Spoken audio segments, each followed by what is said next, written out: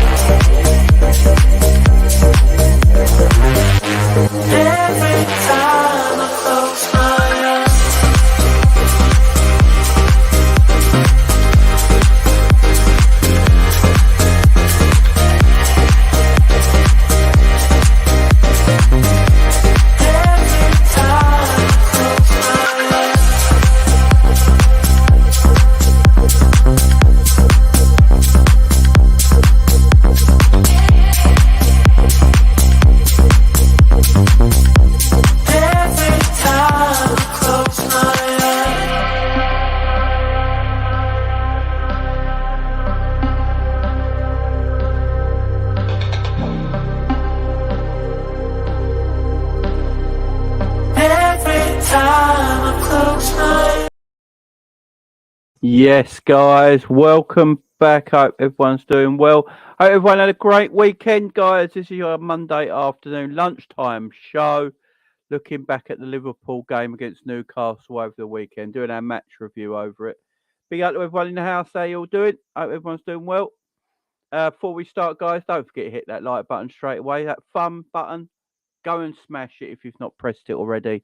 Helps out the channel massively. Don't forget to subscribe as well, guys, if you are new to the channel. So big up everyone. How was everyone's weekend? Hope everyone had a great weekend. Yeah, what a bad weekend for a Liverpool fan, was it, for once? 2 wins on a bounce. Yeah, not too bad, not too shabby. Big up Paul in the house, big up Aaron, Edward, Gary, Jen, Egyptian King. Con man. Oh, I forgot he's changed his name. Big big up. Trying big up, singing the car. Big up to everyone in the house. Hope you're all doing well. Big up Hanson. Jamie looking like a young Jamie Redknapp with a new haircut, you know. Yeah, the hair needed doing. The hair needed doing. It eventually got done after sort 4 months of not being cut, you know what I'm saying? Finally got done. Just got to trim the beard next. But yeah, guys, we've got a packed show. We're going to talk about everything Liverpool, obviously. Go through what happened in the Premier League. Premier League game. A good result for Liverpool. Much needed result for the Reds. Big win over Newcastle. 2-0. Got to talk everything about what happened in that game. Lots and lots to talk about. But I hope everyone's doing well. Again, thank you very much for coming in. I'm just going to get all the stats up now because for some reason it didn't load. Yeah, right, here we go. There we go. Big up John Conway, Eddie Cox in the house. Hope you're all doing well. Lee, how you doing, Lee? Hope you're doing good. Morning to you, mate. Yeah, so much needed win for the Reds. Much needed. 2-0 win. We're all feel a bit happier. Our result are predicted. Getting better at these predictions now. Liverpool looking much better than they have done. Yes, it weren't the perfect performance against Newcastle. You know, it weren't the best performance in the world. But look, we got the game won. That's all that matters at the end of the day. As I keep saying, I'm not too bothered about performances at the moment. It's just getting win after win after win. Because the more we win games in a row, the performances will follow. So that's why I'm not too worried. About it. I can see Basetic having such a game against Real Madrid, 200k. We bought it like him, absolute steal. Yeah, definitely. Carragher was doing my head in. Yeah, I've got to say, that's the one thing I will say about that Liverpool game with Jamie Carragher's commentary. Yeah, I'm going to talk about it in a minute. Big up Jen LFC gifting out a Jamie Phillips football membership. Big up to you, Jen. Much love. Thank you very much, guys. Go and get your membership if you haven't got it already. Big up to Jen.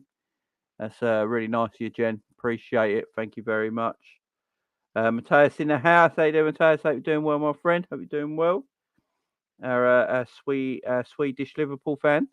Big up to you, my friend. Yeah, Jamie Carragher was he was doing that. I can't believe Jamie. I still can't believe Jamie Carragher gave St. Maximin man of the match. That's still. I still can't get over it, guys. I literally still can't get over it that he gave Alan St. Maximin man of the match. But then he was praising Alisson. He's saying, "Oh, Alisson's the best in the world. He's kept Liverpool in this game. He's unbelievable. He's the best player." And then he goes St. Maximin man of the match. A geezer who didn't have a shot on target. It makes no sense. It makes no sense. It makes no sense. Jamie Carragher, I can't have him commentating Liverpool games no more. I just can't have it. I can't have Carragher. And then, and the other thing that I still can't get over from the Newcastle game is how Trippier didn't get booked and gave a foul away on that Darwin Nunez tackle. You know, the tackle that hurt Darwin's shoulder. And Carragher said it was a good tackle. And he got nowhere near the ball. I was like, are we watching the same game? Oh, Carragher's terrible. And yeah, Aaron, a lot of people are upset. Some Newcastle fans are upset that Liverpool fans said, "Son, you never walk alone" at the minute's applause for Christian Atsu. I don't understand this hatred for singing a beautiful song like "You'll Never Walk Alone." Has anyone ever done their research into that? What that song actually means? It's a beautiful song, man. It's the most. People might not know this, but it's the most requested song at people's funerals. "You'll Never Walk Alone" is the most requested song at people's funerals. So in this country, so how is it disrespectful singing that beautiful song? I just don't get it. I don't get it. I really don't. Yeah, exactly, Aaron. It's the song of solidarity. How can you? I don't understand how you can be unhappy.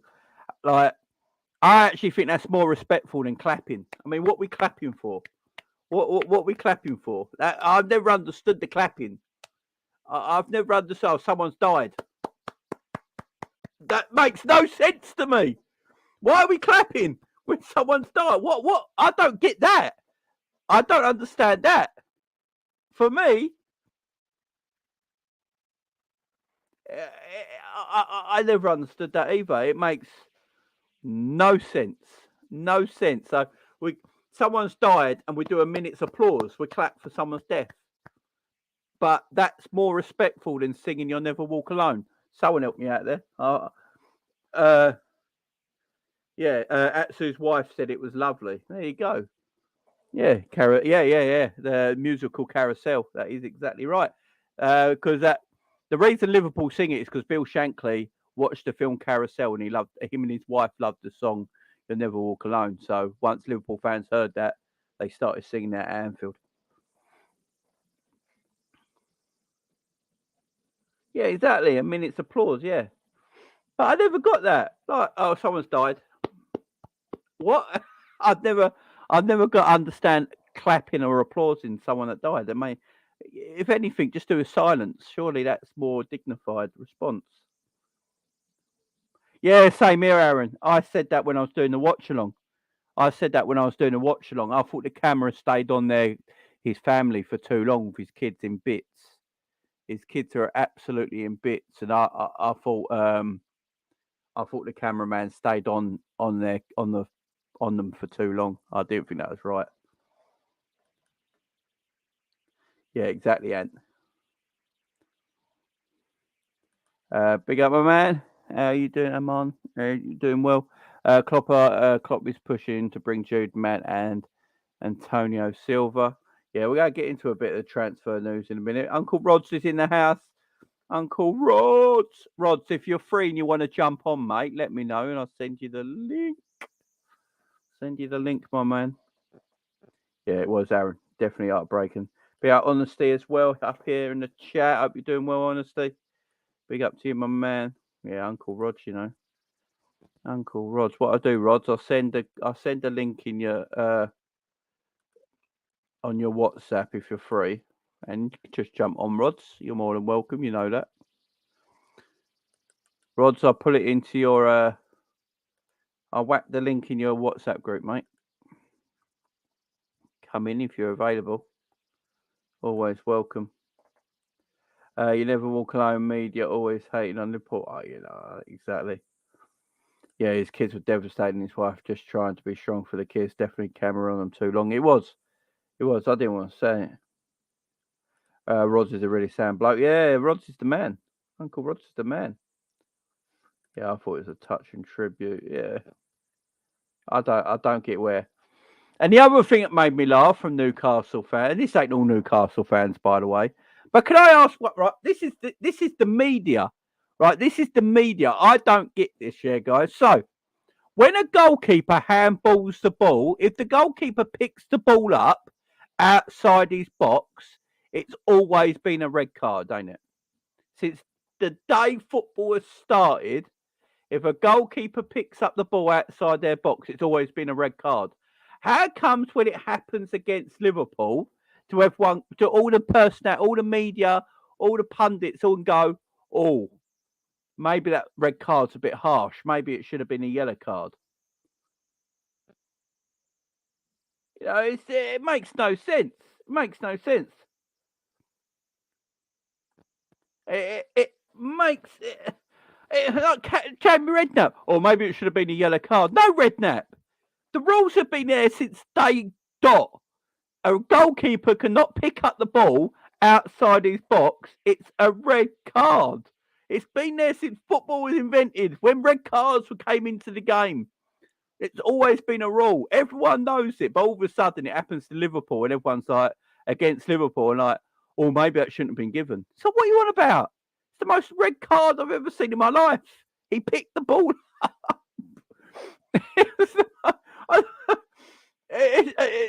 It's a red card. I don't care if Newcastle got a cup final next weekend and Nicholas Pope is their number one goalkeeper and De Bradford's their number two goalkeeper, but he's cup tied. So they then got to play Loris Karius in goal. My man, Loris Karius, yeah? Loris Karius played for Newcastle next on the weekend in the cup final. Watch Karius have the game of his life and Newcastle win the cup. Come on. You know it's happening. Karius is going to have the game of his life, and Newcastle go win the League Cup. Come on, Karius. But look, it's not Liverpool's fault that their goalkeeper decided to pick up the ball and then Newcastle fans on Twitter. Oh, that should have been a yellow card. How did that? My favourite one, I don't know if anyone's seen it on Twitter. So someone Newcastle fan, I think they were I don't know if they were joking at the time, but they might have been, right? But they said on there that how did that stop a goal scoring opportunity? Pope handballing it. How did that stop a goal scoring opportunity? I was like, what? What are you chatting about? It's like, it's a handball. It's a red card. It's the most blatant red card I've ever seen in my damn life. Madness. Absolute madness. But look, Liverpool got the game won in a good game. The first 20 minutes, Liverpool were on fire. Nunez and Gakpo getting the goals. Nunez in the 10th minute, a lovely ball from Trent from the right-hand side, cutting through, right through the middle of Newcastle's back four. Martin Tyler, by the way, on Darwin Nunez's goal. Martin Tyler on Darwin Nunez's goal. Oh, my word. He thinks he scored. Did you hear the upset in Martin Tyler's voice? Darwin Nunez thinks he scored. No, he don't think he scored, Martin. He's put the ball in the back of the net. He has scored, you absolute womble. You absolute womble. How can you go, I think he thinks he scored? No, he has scored. He's put that thing called a ball in the back of the net. What an absolute womble Martin Tyler is. Oh, he was all over the shot, weren't he? Oh, he thinks he's scored. Yeah, he has scored. And then Martin Tyler looking for handball. And Jamie Carragher. Oh, it looks like handball. Oh, I agree with you, Martin. So what is going on here? What is Carragher doing? Big up on the series super chat. I just starred it, mate. I'll read it out in 1 sec. I mean, what is he think like? It was the most perfect goal. It was beautifully taken down. What annoys me is that Martin Tyler's the commentator for Sky, so everyone in this country is watching that game. You know, his commentary don't do the goal justice. It doesn't do the goal justice. You know, if you're not got the greatest eye, you know, your vision is not great, yeah, and you rely more on the commentary when you're watching a game of football and you can't really see the game so much, yeah. His commentary doesn't do the goal justice. He thinks he scored. Oh, it looks like handball. Poor first touch. So what? Go away, you dinosaur! You absolute womble. You know, Darwin took the ball down beautifully. Took it then onto his stomach, onto the top of his, bottom of his chest, stomach region, and then buried it in the back of the net. 3 touches, goal. Beautiful finish. Do my nutting.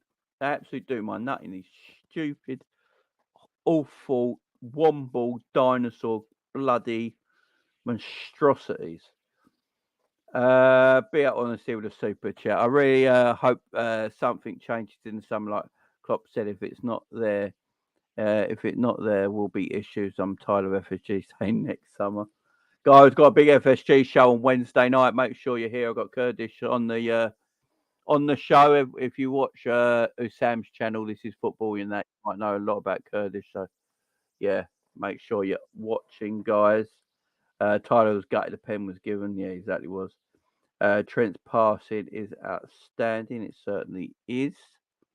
No, Trent's the man, you know. Trent is the man.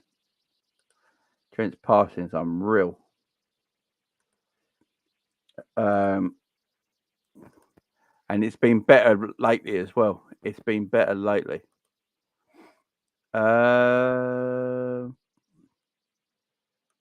You see Nunez and Trent celebrate proper chest bump. Yeah, exactly. Aussie in the house, they do, mate. That's why I like listening to Arabic commentators. I love their passion during goals. Yeah. Matthias, I'm blind in one eye, so yeah, bad for me if I rely on commentary with Taylor. Yeah, exactly. Taylor is older than John Motson, is he? And John Motson had the goal. John Motson had the. Didn't John Motson retire? I think he did. Any news on Darwin? No, but we are going to watch the live press conference together at 1 o'clock, guys. So stay with me. Big up, John Moore in the house. How you doing, John Moore? Hope you're doing well, John. Hope you're doing well, John. If you want to come on, I'll send you the link. Give me a thumbs up in the chat, John, if you want to come on, mate. I ain't seen you in a while, my friend. The bomb disposal expert coming to the chat. Big up 60. How you doing, mate? Yeah, especially after Saturday. Big up Muncie. Big up, mate. Are you free tonight at 7:30? I'm not sure. I'll bill you later, Muncie. I'll bill you later. Why Robbo doesn't shoot the ball? Yeah. So we had that beautiful interchange of passing, didn't we? Great bit of football. And then, he got... Yeah, Robbo, when he had the chance to shoot, and he played it across, but he went behind Mo, didn't it? And because he's trying to tee Mo up for a tap-in, but he went behind him. Yeah, I agree. Robbo should have scored that. Peter Drury is the best commentator in football, without a shadow of a doubt. The talk in the change room, the other week, seems to have worked. Yeah, apparently. So, I believe Jordan Henderson and James Milner and some of the other senior players, had a big argument and a big bust up and chat in the change room after one of the games. And apparently Klopp left him to it. Like Klopp and the coaching staff and everyone left them to it. They left the room and Hendo and Milner just let everyone know this ain't on. This is absolute shite. Like, what you're doing. Yeah, the player, I've been saying it. The players have been getting away with it. Yeah, we can blame Klopp for what he's been doing this season tactic-wise. He has got a lot to blame. the ownership have got a lot of blame, the majority of the blame. Let's face it. And then the players have been getting away with it, man. The players have been getting away with it, and because there's too many good players in this team to be where we are in the league. You look at our squad, you look at our league position, it makes no sense. Makes no sense. Yeah, rest in peace, Dickie Davis. I think he passed away today, didn't he? Yeah, he has retired. Yeah, they do, Matthias, they do. The three oil gas clubs, United, City, and Newcastle, plus Chelsea, are go lock out the top four. FSG need a new strategy. Now, see, Man United get taken over yet? That's if Man United get taken over yet. Man United not been taken over just yet. I mean, I think Man United are. I think the Glazers are looking for 6 billion, and I think the Qatari group bid 5 billion. So it's $1 billion off. It's 1 billion off what the Glazers want for the football club. So it's not done yet. It's not done yet. We got George, how you doing? We all know I'm a Chelsea fan, so as much as I like Graham Potter, he isn't a man for us. We need someone to come in and sort this out and get rid of all the dead wood we have in our squad. Yeah, one thing I will say, look, the one thing with Chelsea, just to talk about Chelsea for 1 second before we go back on. Be up, George, anyway. You're doing well, mate. The one thing I've got to say about Chelsea is that I feel for Graham Potter a bit, because how many of these players are players he wants? You're getting all these players in. I mean, Chelsea got a 30-man squad right now, and then they can play 25 of them. And he's got all these players coming in, and it's like, what does Potter want? Yeah, you can say, a quality manager should be able. It's not the case, though, is it? It's not the case. There's too many players come in. I think it'd take anyone a while to get this Chelsea team up and running, because you bought like a whole new team in like 2 transfer windows, and asking them to gel like that straight away under a manager who's only just come through I mean, Potter literally just walked through the Chelsea doors, and he basically gets a brand new 11 in 2 transfer windows. I mean, what's he meant to do? It's going to take the players at least a season to gel. So why should the managers automatically just gel them like that? I don't think it's fair to Potter. I don't think it's fair. But one thing I will say about Graham Potter is his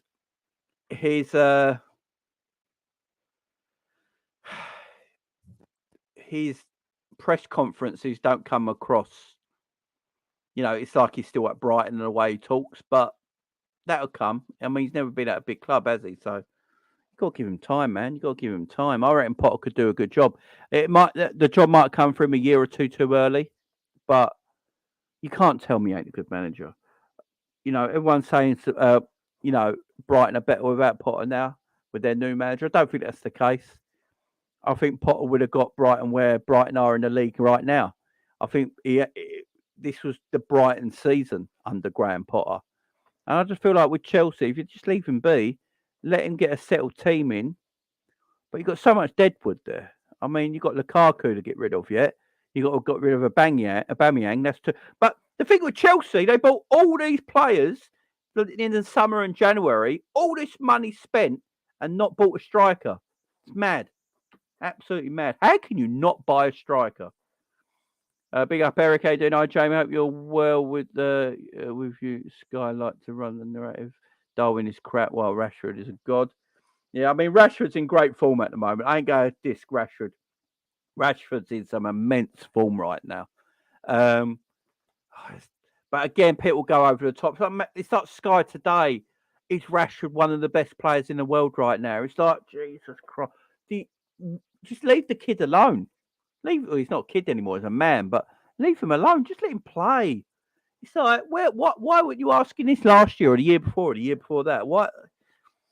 He's in a massive purple patch right, man, and he's doing a great job, and he's carrying Man United right now. He's Marcus Rashford. He's literally carrying Man United right now. But gosh, yeah, it's mad. But yeah, honestly, I hope you're doing well. Imagine Radcliffe buys United instead of Qatar. I think they might. I think he might. I bet lots of money that Potter will be sacked about 3 or 4 weeks before season's end, and They go after Luis Enrique as Zidane. Yeah, I don't think Luis Enrique would be I think he's a terrible coach. I ain't gonna lie. I don't understand the Luis Enrique stuff. People talk about Klopp being sentimental. No one was more sentimental than Luis Enrique. Shocking for me. And Zidane, I don't know how good Zidane. No, this might sound mad, but I don't know how good Zidane actually is, because that Real Madrid team that won 3 Champions Leagues back to back, which is incredible, by the way, and always going Zidane CV. But that team they had was ridiculous. I mean, I don't know how good Zidane is. I think Zidane would be more of a. I think Zidane would be more of a. I think Enrique would be a safer bet than Zidane. I just don't know. I know it's going to sound bad. People go, look, he won 3 Champions Leagues, Jamie, and I'm like, yeah, I know, and it don't make sense what I'm saying. I know, but that he had Modric, Casemiro, Kroos, Benzema, Ronaldo in his prime. I just Sergio Ramos. I mean, yeah, Gareth Bale was quality. Let's not forget that. There's. I just don't know how good. I don't know. Yeah, Bowley wants Neymar because Bowley just wants FIFA players. That's basically what Chelsea are doing, just buying FIFA cards. That wouldn't surprise me. Wouldn't surprise me if he went there. Not even Harry Bog. Yeah. Big up Nightly in the house. How you doing? Big up Jamie, mate. I know it's a different question, but what did you think of the Elimination Chamber? I loved it. I wasn't born till 1990. Big up Mateus. But he needs to stop challenging and stuff. Yeah, he does.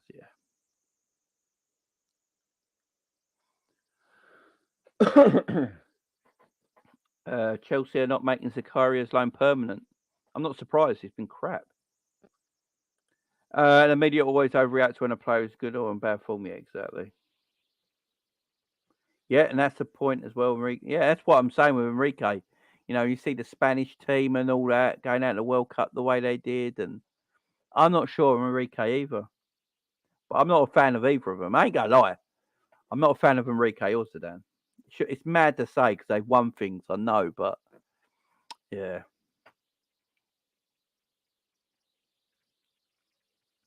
Poch. I reckon Poch goes back to Tottenham. Was I not Klopp out 3 weeks ago? I said Klopp had to. I said, if you remember rightly, what I said about Jurgen Klopp, Mr. D Rose, is that I said Jurgen had to sort his shit out, and he has done wrong. Look at our squad and at where we are in the league. Klopp has to take blame for that. Of course he does. Klopp has to take a lot of blame for where we are in the league. Look at the squad we got. You're telling me we should be 8th and 9th and 7th? Nowhere. We should be comfortably in the top 4 of the squad we got. So he's had problems, and I've said it already. If he don't sort his shit out, he has to go. But he's sorting his shit out now, and that's what I want to do. Proved wrong. I mean, I did the video last week about we should stick by Klopp, and I've always said on here as well, my friend. I always said FSG need to go before Klopp does anyway. But Klopp needs to sort his shit out, and he's sorting his shit out by the look of it. 2 wins on the bounce. He's changed formation a little bit. It looks like he's stopped listening to Pep Linders. I don't know about you guys, but I haven't heard much of Pep Linders the last 2 weeks. This is the quietest I've ever heard Pep Linders. Maybe Klopp shut him up, which I've been asking us to do. So, yeah. Busy, man. Yeah, Tuchemani and Kroos are out. It's going to be big for us. And don't forget, D Rose, I'm a content creator making Liverpool stuff, and I've got to make debate as well. You got to create debate on the channel. I have guests on most of the time and all that. So you got to create debate. There are people that didn't want him. There's some people that still don't want Jurgen at the club. Even with the way we're going right now.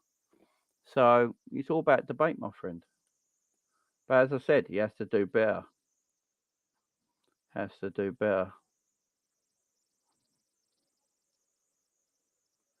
expect Nunez to be out for 6 weeks, that type of injury. What is the injury he's got? Does anyone know yet?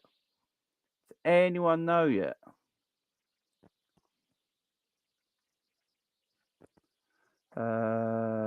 Big up, Mark.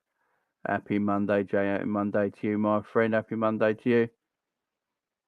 It was his Gakpo score. Yeah, I've not heard much from him in ages. Like last 2 or 3 weeks. You know, the Pep stuff's gone a bit quiet, ain't it? It's gone a bit quiet. I have receipts of Klopp out. Hey, if I was Klopp out, I'm allowed to change my mind at the end of the day. Everyone's allowed to change their mind, my friend. Even if I was Klopp out. You know, I've been Rafa out. I've been Gerard Houllier out. I've been Roy Evans out. You know, but I'm allowed to change my mind, my friend. I think he's allowed to change my mind. And I always said, hopefully, he does change my mind. I've been saying that for ages. I don't care what anyone says. I could have been Klopp out all season. But then if I'd said, if he can change my mind and improve, then I'm happy. And if he's improving and he gets his team back in the top 4, then I'm happy about it. But I can't. I'll get to this Klopp thing once and for all, right? What my whole thing with Jurgen Klopp was, is that no one thought he did anything wrong. No, everyone thought nothing. None of this blames on Jurgen. What's happening this season, and that's just a madness. It's a madness. Of course, there's blame on Jurgen. That's what I always said. And plus, if everyone listens to me properly as well, I always said if FSG are going to stay Liverpool owners, it'd probably be better for Jurgen to leave because he probably ain't going to get the chance to get back this Liverpool team where he wants it in his mind. You know, in his eyes, where he wants his Liverpool team to be, he might not be able to do it if FSG are still the same owners. So for the best for him, he should probably leave the football club. So yeah, if everyone listens to me properly, you'd understand what I'm saying. And then the last 2 weeks of stuff, I've been doing videos and saying that I'm Klopp in. And I did a video last week saying why Jurgen is, I'm upset with the way he is at the moment, but he's my manager, so I stick by him. So, I don't get all this Jurgen Klopp out stuff. I really don't. If he don't make the top 4, you have to have a big chat, Rose. You have to have a big chat, D Rose. If he don't make the top 4, look, I'm going to sit here and pretend that this squad ain't good enough to get in top. This squad should be in top 4 now. This squad should be in top 4 right now. It should be. Look at the players we got. It's ridiculous. It should be in top 4. He made mistakes. He's made mistakes. FSG have made the most mistakes. Of course they have. But as I keep saying, it's a collective at this football club. In my opinion, everything's a collective. You're in it together, you win it together, you lose together. It's a collective. You don't really call out the ownership much. The ownership don't call him out much. Nothing really is like they get on. Yeah. But it gets a grace period, as Edward said. It gets a grace period. Because we do have to look back on where he took us. As I keep saying, the best years in my Liverpool fandom has been under Jurgen Klopp. My favourite things under my Liverpool, the best times as a Liverpool fan have probably been under Jurgen. Some under Gerard Houllier as well. Remember going 2001, Liverpool winning 6 trophies in 6 months. Great time as a Liverpool fan. Jurgen winning the Premier League, getting the Champions League. Rafa getting the Champions League in 2005. I've had some tremendous times, but yeah, I think we said the same about Rafa. If I remember rightly, when we had that bad period and we was all sticking by Rafa because he had a bit of gracious period over us as fans because he did win the Champions League, and us as fans were like, let's give Rafa a little bit of time to try and sort this out because he did bring us the European Cup. So yeah, I mean, it's just that's where I stand on it all. All I've been saying the last what few weeks is that Klopp's got to do better, and now he's doing better. Look, he's changed tactics. He's put players in better positions. He's playing them more in their correct positions now. And we're not hearing from Pep Lijnders. It's like we've gone back to playing Jurgen Klopp's kind of way instead of Pep Lijnders' kind of way. And that's what I've been wanting, man. That's all I've been wanting. So it's all good. It's all good.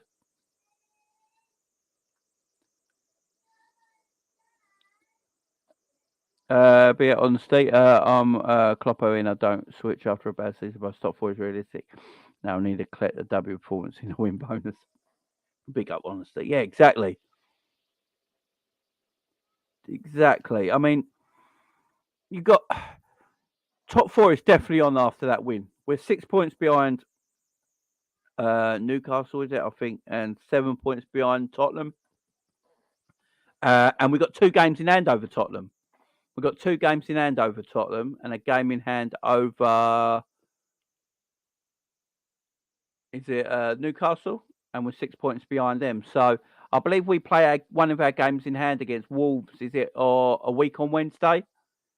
So within 2 weeks, we could be a point behind Spurs. Within 2 weeks' time, we could be a point behind Spurs. So yeah, I'm cool with that. That's what I'm saying. This is what the thing that annoys me the most, guys, is that this team has got quality in it, and it should be doing better than what it is. The players, the owners, the manager, everyone's to blame for this season. Everyone's to blame. Whole collective. That's why we're shooting back up the league now after winning game after game after game. Like 2 wins on the bounce. We've got Palace away next. We've got Real Madrid, but Palace away in the league next. Should win that. That'll be 3 games in a row. You know, Liverpool go win games, guys. Don't you worry. But the press conference is going to be live any second. We're going to watch. Right, we've got Gakpo talking because it is the Real Madrid press conference. So what I'll do, we'll go back and we're going to share this on the screen with you guys, and you guys can listen in.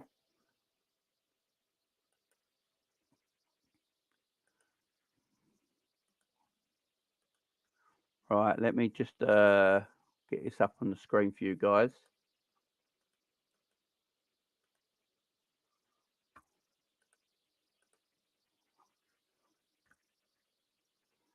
All right. Afternoon, everyone. For those who require it, you will have simultaneous translation on the headphones. We'll also have a roving mic across the back. So if you do want to ask a question, just raise your hand and we'll get the mic to you as quickly as we can. We'll have Cody Gakpo and then we'll have the manager. Cody, good to see you. First of all, tell us what it meant to you to score your first goal for Liverpool in a Merseyside derby, and then to follow that up with the goal in such an important game as well against Newcastle United. What difference has it made in terms of how you're settling in? What difference has it made even to your own confidence at the moment? Yeah, of course, it's a great feeling to score your first goal. Knowing that it was a really important game for us, and it was a Merseyside derby. So yeah, that was a good way to open the scoring account. And then follow it up with the goal against Newcastle. I think that game was really important for us to show that we are, we had a difficult period, but that we are climbing back from that, and that we are eager to perform and to keep doing better. Obviously, you've experienced the Champions League, you've experienced a World Cup as well, but just how ready do you feel to step up now and face a side like Real Madrid in the last 16 tie? And given the history between these two clubs, of course, as well, what's been said in the dressing room, even given Liverpool's history with Real Madrid in 2 finals and, of course, in the knockout phase in 2021? Yeah, I think we as a team, we are ready. We want to perform this game. We want to win, especially at home. We want to go through to the next round. So we have to be ready, and I think everybody also want to be ready. So I think we are ready for it. How would you sum up then the belief in the dressing room, particularly when you look at the position in the Premier League table now and the chance still to qualify for the Champions League next season through a top 4 finish?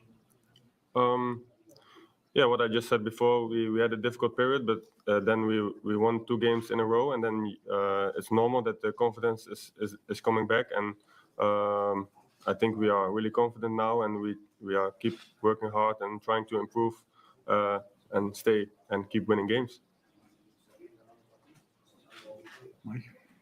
Hi, Cody. I mean, you haven't been at Liverpool for that long, but can you sense in the past couple of weeks, with the past couple of results and the victories, that things feel maybe a little bit different?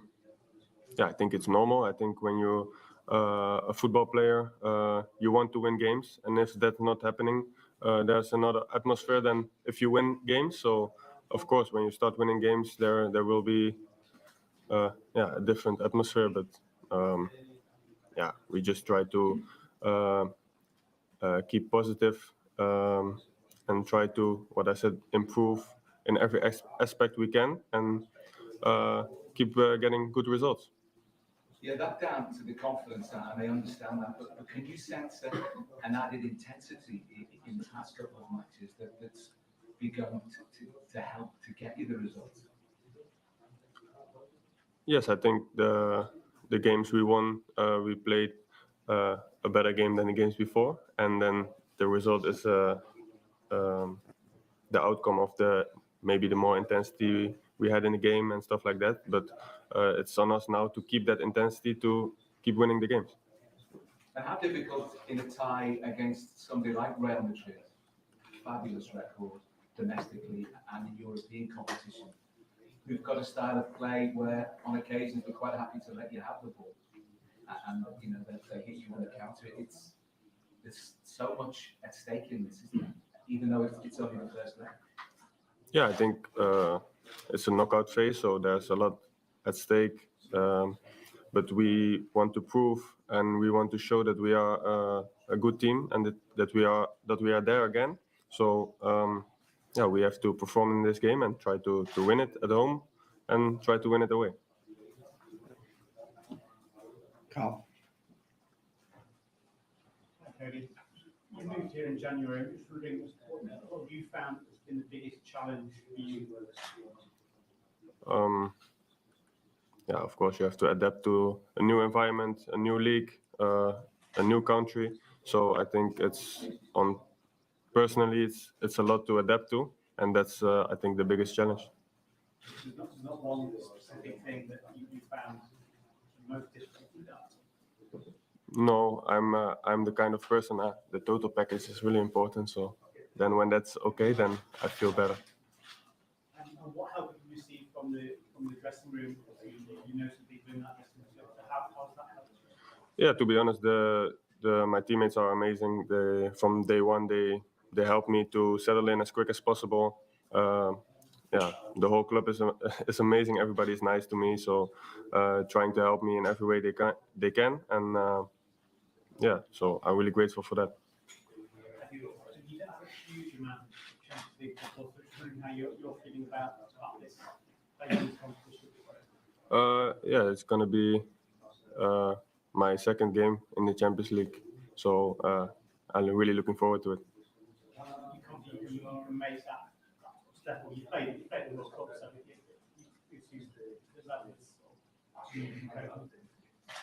yeah, I have to prove that I can perform at such level again, and yeah, I'm eager to do that.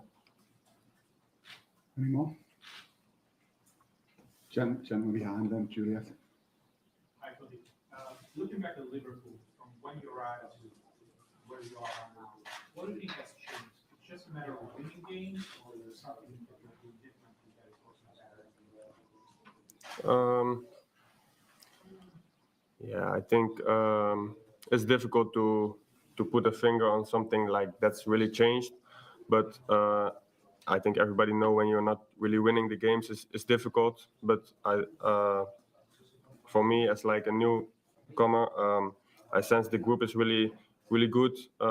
We come together and yeah, we trying to stay together in difficult moments, and I think that's one of the strengths of this team. And from there on, you know that you're gonna win some games, and yeah, we won 2 in a row now, and we have to keep working hard and keep improving a lot of things to keep winning the games. You mentioned this is going to be only the second game in the Champions League. From the outside looking in, What is so appealing about this competition? I think this is yeah, one of the biggest competitions in Europe, in the world. So I think it's a dream for every football player to play in this competition, and yeah, for me to have that opportunity is it's a great one. And but yeah, we have to focus on the game and not think about that. So try to perform and to do our best.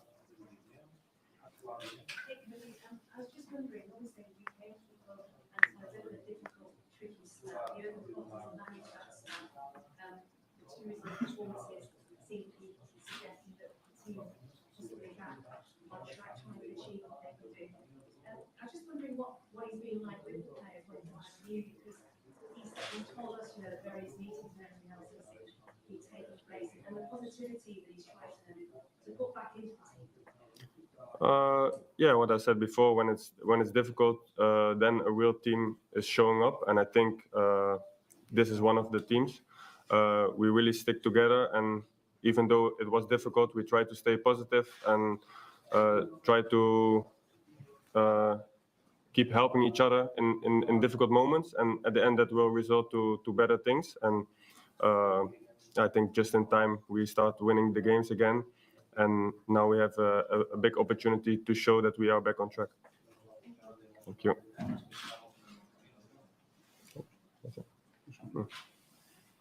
Hi, Cody.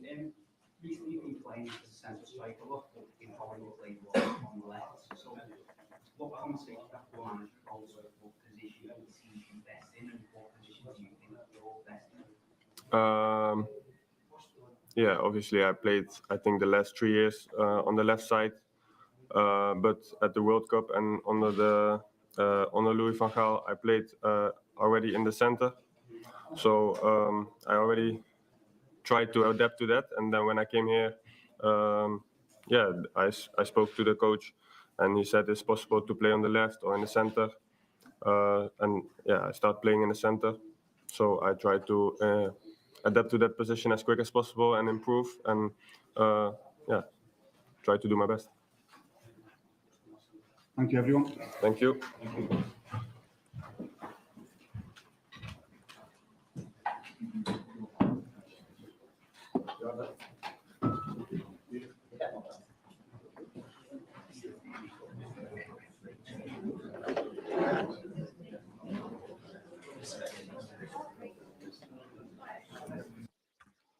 There we go.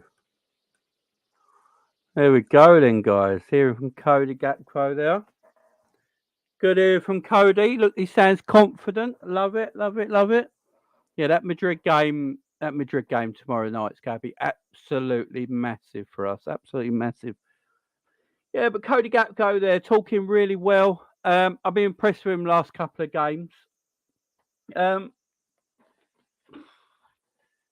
So since Gakpo came into Liverpool, obviously we know Cody Gakpo is more of a left winger by nature, but he's been playing that sort of like false nine position lately. He's been playing that false nine position for Liverpool. Yes, he does interchange with Darwin Nunez on the left-hand side, but the majority of the time he's picking up that central attacking area. He's looking quite decent. I've got to say, he's looking quite decent the last couple of games, is Gakpo, and he's got a good first touch. He's got he's got good control of the ball. He keeps the ball good in tight areas. He's quicker than I ever thought. He's got big stride patterns. He's a decent finisher. Yeah, I'm liking Cody Gakpo at the moment. I think Cody's a decent player, man. I hope we win 2 or 3-0 against Madrid. Yeah, I'll talk more about the Madrid game tomorrow afternoon, guys. I've got Cav with me tomorrow afternoon. We're going to chop up that game tomorrow. But yeah, it's an interesting one. It's an interesting one. Now, going back to Liverpool-Newcastle game, obviously we're talking about Gakpo there getting the second goal in a 2-0 win against Newcastle, scoring in the 17th minute. It was a beautifully assisted ball by Mo Salah. Mo Salah picking up better positions now in the team as well. He's getting he's not so wide now. This is the one thing I will praise Jurgen for. It's like Jurgen's looked at it now and gone, we need Mo more in front of goal. And, Mo's not so much on the touchline, so not out wide, not involved in the game anywhere. He's more involved in the game now. Mo is more involved in the game the last couple of matches. We definitely, a little tweak here and there has definitely helped the team. There's no doubt about it. I think Gakpo playing that number 9 position, coming deep, allowing then Salah and Darwin to come in as like wide centre forwards, I think has really helped a lot. Because as soon as Gakpo goes deep, we've sort of got like a diamond in midfield and then 2 up top. So I think that's helping the situation as well. You're getting Mo more involved in the game, getting in central areas. Mo's in the width of the 18-yard box. That's where you want Mo. You don't want Mo out wide in the game, not doing anything, pointlessly walking around and stuff like that and not involved in the game at all. You want Mo involved in the game, and Mo is more involved in the game when he's in a central position right in front of the goal. And that assist was world-class. That's a world-class assist. I don't think has been getting enough respect, that pass. We always talk about, see that pass from De Bruyne, that pass from Trent, these quality ballers. And that pass from Salah was world-class, man. It was a beautiful, beautiful, beautiful assist. And, Salah's got that in his locker. Salah has got that in his locker. He's got that. He can do that. And he's doing it more and more where he's dropping a little bit deeper at times, picking up the ball in areas. As long as he's inside on that width of the 18-yard box where you need Mo, on the width of the 18-yard box, he's more active in the game. I don't think he was like excellent on Saturday, but he was involved, and that's all Mo needs to be, involved in the game. Mo has gone through this season not, too much as a bystander in games. Mo has gone through this season just being a bystander in games. Where he's out too wide. He's touching the touchline, and you don't want Mo there. And the last couple of games, it looks like Klopp's just tweaked a little few things. I think the Cody Gakpo thing has helped that as well. Is that Mo's got someone to feed off now, so he knows he's got to get closer to Cody. So I think that helps as well. Same with Darwin out on the left when he's there. Yeah, I like this front three right now. I do like this front three right now, I've got to say. This Cody Gakpo, Salah and Darwin front three. I'm not going to say they remind me of Salah, Bobby and Mane because it's early days. But there is something there, it does, when you watch them play, it's like, yeah, it reminds me of that front three. Obviously, you're not at the quality, but, Darwin, is a bit, you don't know what Darwin's going to do. Sometimes you felt that with Mane, sometimes you felt that Mane was super dangerous, can be super clinical. But also at the same time, you're never quite sure what Mane's going to do. I think Darwin has a bit of that thing about him as well. And then Gakpo, yes, he's not as good as Bobby as a false 9, but he's that connector between midfield and the front line. And I think it's helping the wide players. And it's helping the midfield as well, because when Darwin comes deep, the midfield can get tighter. Because Darwin's coming deep, the midfield can get tighter. And because they get tighter and more compact, they can push up a little bit, and then they come like a diamond shape in the midfield.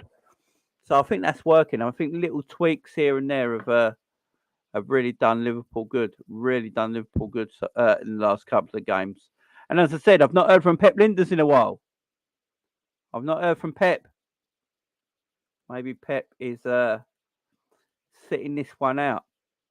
Sitting this one out right now. Right. We've got Jurgen's press conference now that I'm going to bring. Right. Let me get Jurgen's bit up. Right. Let's hear from the boss, yeah? Let's hear from the gaffer.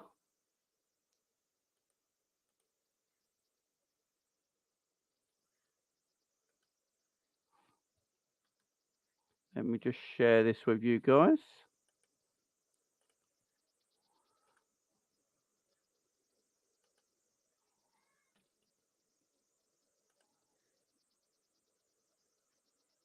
There's a roving mic, so if you can raise your hand if you ask a question, and but time is limited, so if you could, after you ask a question, be prepared to pass the mic on to the next person. You'll be helping your colleagues. Vinny? Jurgen, there'll be various words used to describe this one ahead of the game, I would think. you've probably had revenge mentioned to you already, but I just wonder with what's gone before against Real Madrid in your time here, what does that do for the mindset? What does that do for the mood within the dressing room ahead of the last 16 tie with you?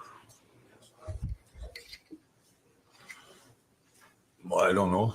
Very different things happened to us with Real Madrid. If you want to me, Dortmund already a Real Madrid story, and one of the biggest clubs in the world, most successful clubs for sure. Won this competition, I don't know how often, and super experienced. And our own story now, just recently, if you want. So we played this final in Paris, and I didn't watch it back since then until this weekend. So the thing I realized immediately, now I know why I didn't watch it back. So, but I had to. It was proper torture because we played a good game and we could have won the game. And that's a decisive goal. We could, because we didn't. They scored a decisive goal, we didn't. And that was the reason. You could see in this game how experienced Madrid is, how little they are fussed by the fact when the other team has chances. They don't lose confidence in 1 second. They know our chance will come. They are there for that. Then they defend with legs, deep defending together. So this is this team, and that's the competition, and that's what you can learn from them, definitely. But that's 7-8 months ago.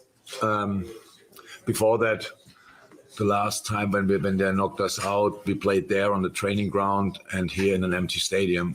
Here the game was really good. Was a really good 0-0 where we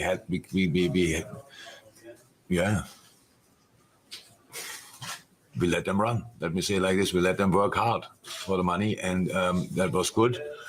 But this is now different teams, same clubs, different teams, different times, and so there's a history. In the last few years, one of us was kind of always in the final. That's how it feels, at least. And usually, if you want to go to the final, it's always you have to kick us out or them. This time we play each other, so let's see who can go through. Just checking team news. How's Darwin? Any chance that he'll be available to play? There's a chance. From all the possible scenarios, apart from being absolutely nothing, that's not the case. We have to see how he can deal with the pain, and when we know that, we have to make a decision. Tom? Yeah, obviously it is different teams and whatever, but you've got the feeling that you've wanted to play Real Madrid at a full Anfield since 2018, since you lost to them in the final, for them to actually come here and your team to be absolutely firing against them.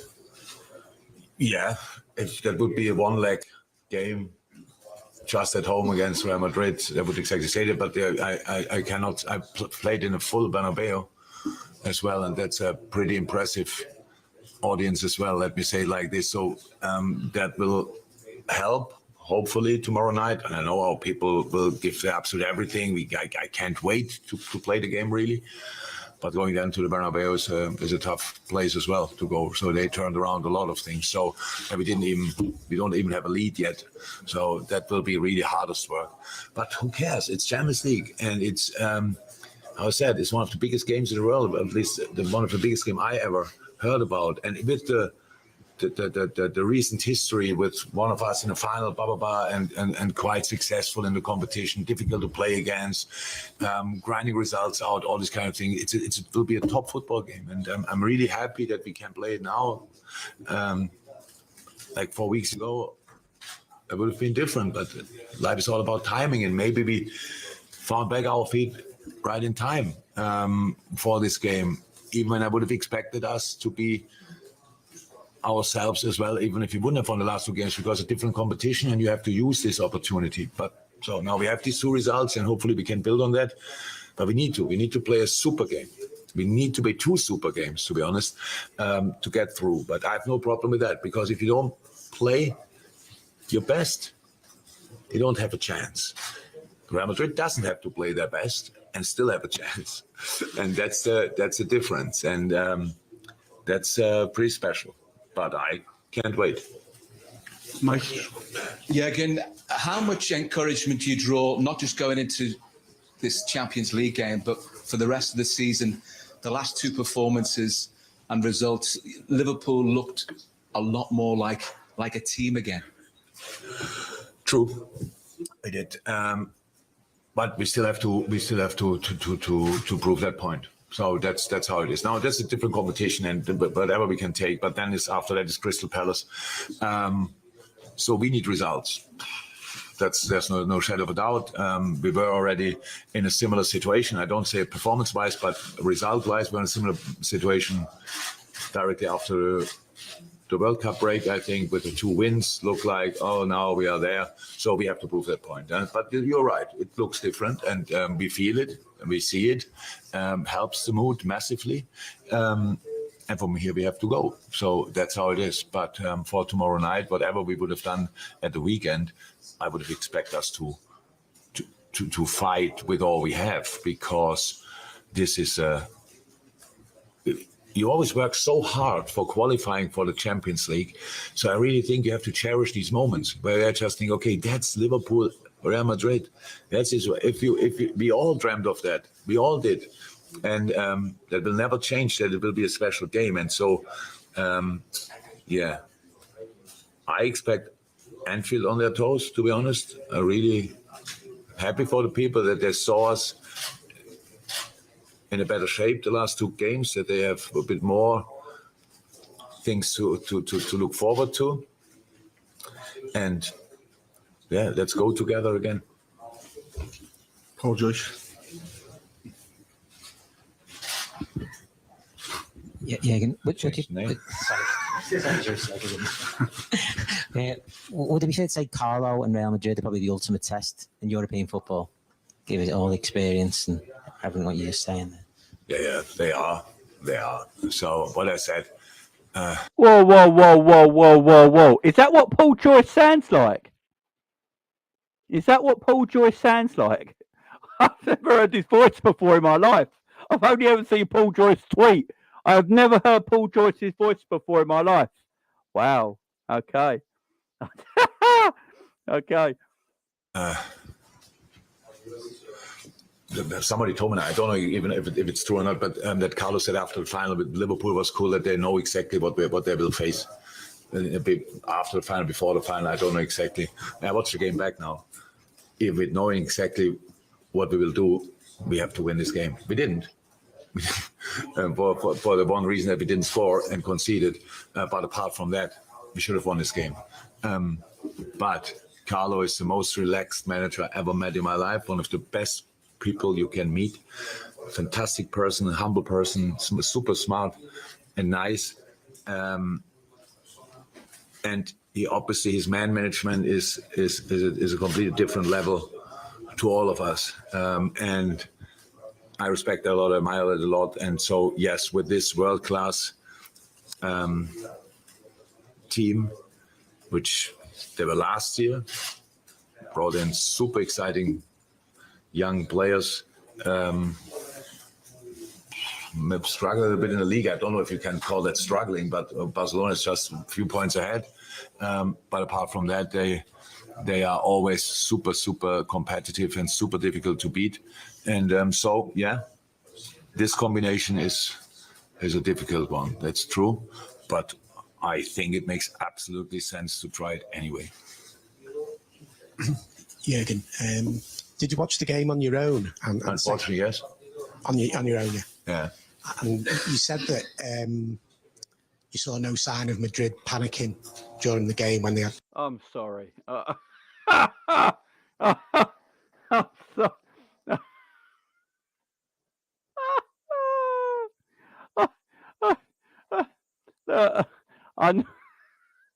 Paul Joyce, much love to you, my friend, but I can see why you don't do a lot of talking. Let's put it that way.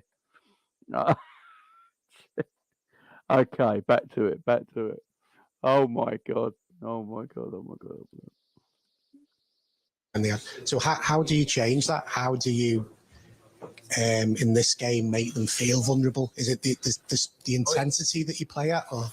So generally, I don't think you can make this team panicking. So because there were enough reasons. So the chances we had and the saves Courtois had to make, that's where somebody could think, oh my God, we have to close this gap or close this gap. Even it, what it looked like, what held us a little bit back was the fact that it's a final. So we didn't take enough risk in little moments. We were not adventurous enough. We were super protective because the counterattacks, the possible counterattack threat, rightly so, we saw with the goal. But so analyze is always super easy. Because especially with a year later, we can tell, oh, here we could pass this ball, and here if we pass that ball. But it was a little bit, when I'm watching back, it was a little bit of feeling. So here and there, the extra spark, and we could have made this thing. But again, it's Real Madrid, and we cannot play this game without respect and just say, who cares? White shirts, and the badge on the shirt. There's Modric, Kroos, Casemiro, whatever, Benzema, Vinicius, Valverde. So it's like all of them. Absolutely world class. Now they have Germany coming out. It's just it's a really well set up team. So and that's why it's so difficult. But it doesn't mean it's not possible. So we tried it in a final, but in the rounds before when they played City and PSG, I think both games looked definitely like game over, and it wasn't. And that's their quality. And if you win the competition, some of their players won it 5 times.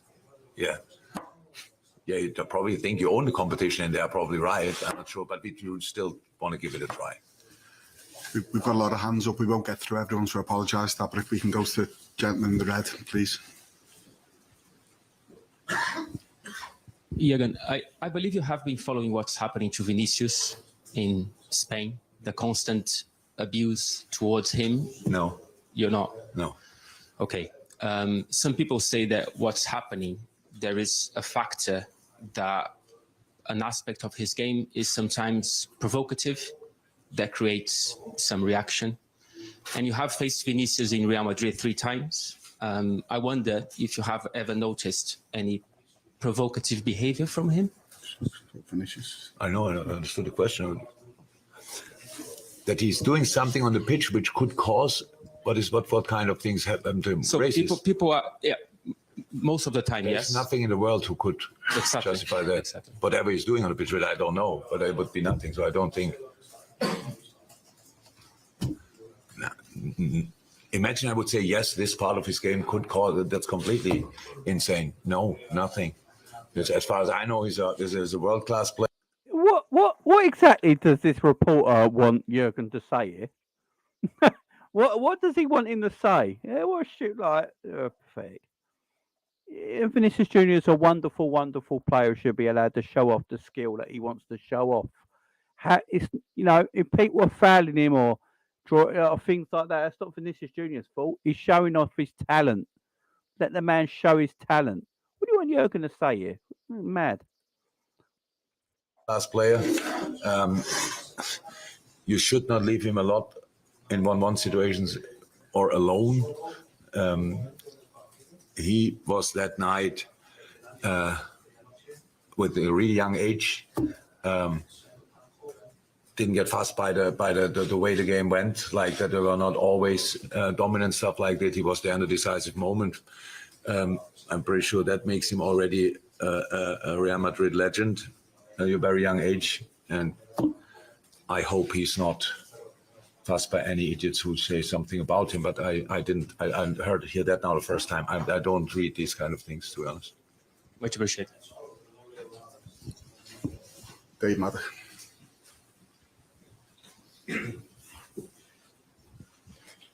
Jurgen, when you looked at the game, one of the features when you do look it back is that the atmosphere was so wrong for a final for obvious reasons.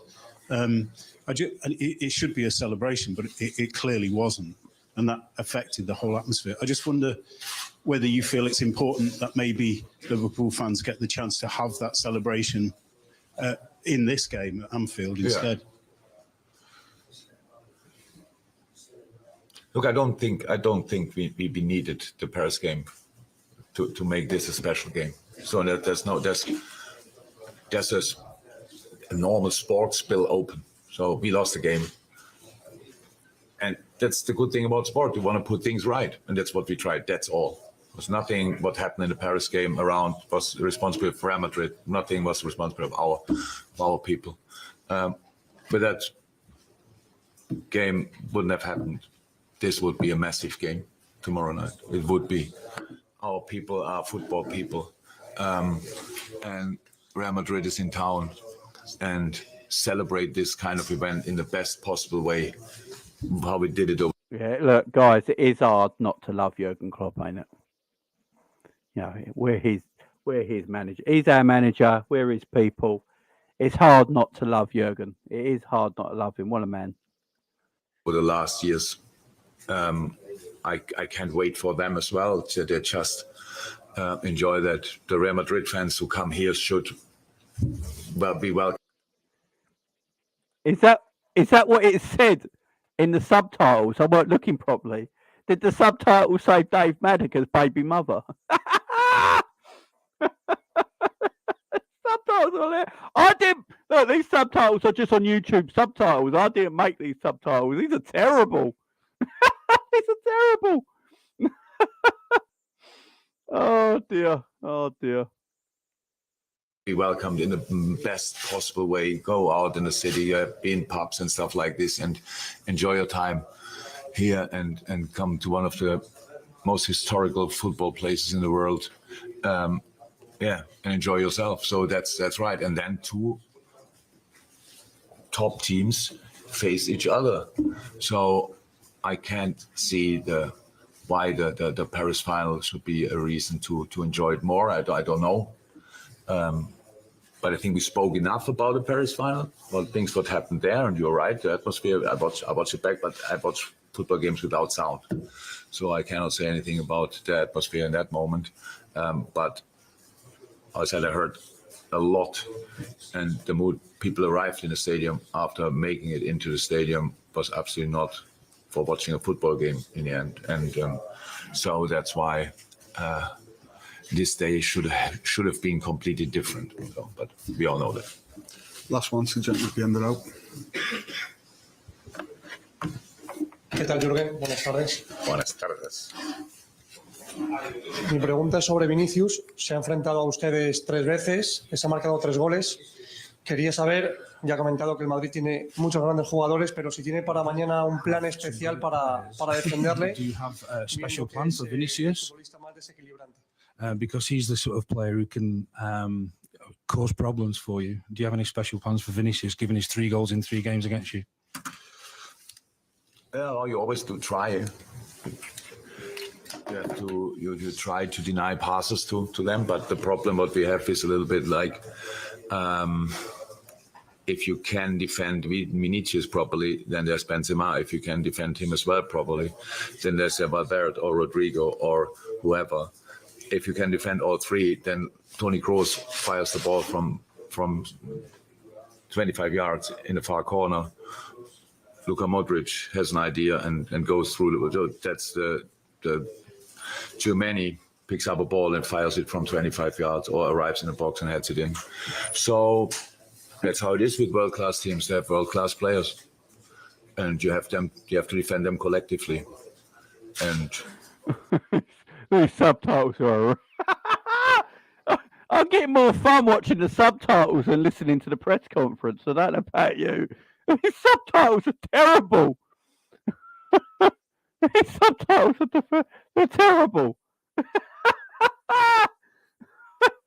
They're awful. These are the worst subtitles I've ever seen in my life. Liverpool, sort the subtitles out. Oh. Let's keep going. Let's keep it on. It's going to be hilarious. Let's watch the subtitles.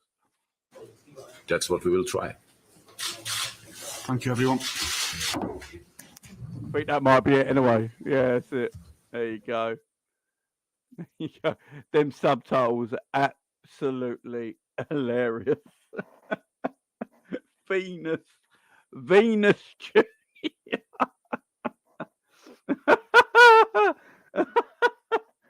Oh, Yeah, just Google AI. Exactly. They're just terrible. Baby mother. Baby mother was the best one. Baby mother. That was Dave Maddox is now known as Baby Mother. Oh, that was a beautiful thing. That was a beautiful thing. That was hilarious. That was the funniest shit of it. Yes, Albert. Got my ears lowered, as we say over here. There we go. Got the fade back. Look at that. Got the fade back, Albert. There you go. Looking clean. Looking clean. That was absolutely hilarious. So Darwin Nunez could be available, which is good. Apparently, it's just a pain thing by the sounds of it, which is great news for us because Darwin's on fire at the moment. I think Real Madrid. I think Darwin could mess Real Madrid up. I ain't gonna lie. I think his pace and his energy and his movement could cause a proper problem to Real Madrid. It really could.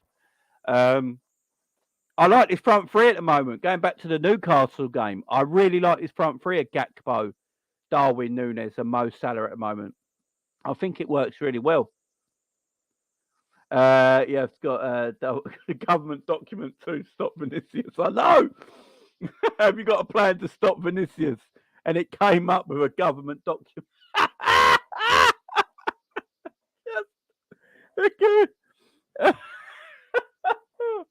Oh, clean and mean. Jamie says, Katie, I just got to have a shave. Then, yeah, it's on point.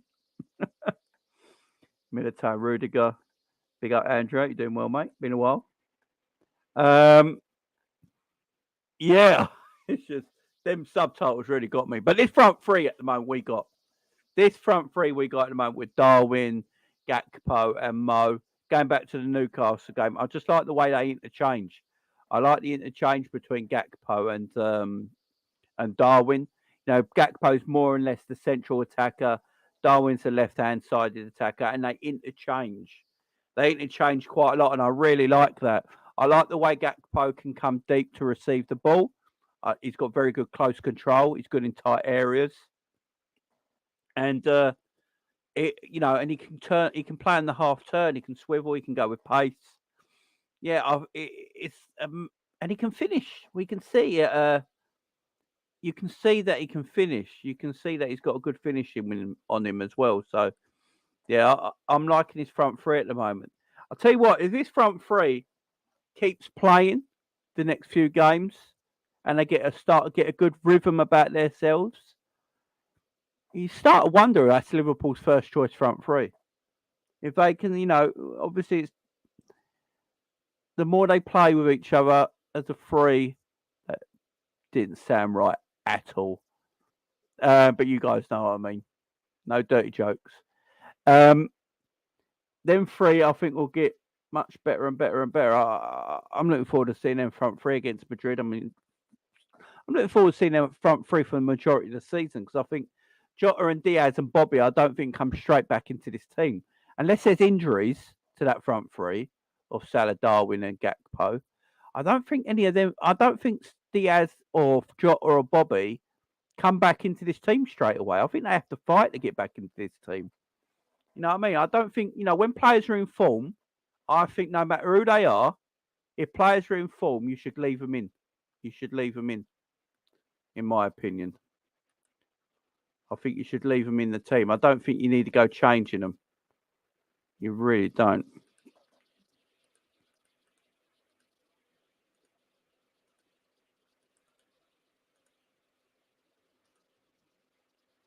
I don't think you need to go changing them. Klopp looks like there's a bit of fight left. Yeah, Klopp looks a lot happier. No, much better press conference. All apart from that one stupid question when that bloke asked him about Vinicius Jr. and all that stupid question. Well, what did he want Klopp to say? Madness of a question. Madness of a question. Jamie, remember when Cara and Neville were talking about a young player being subbed and Neville said you shouldn't be pulling kids off?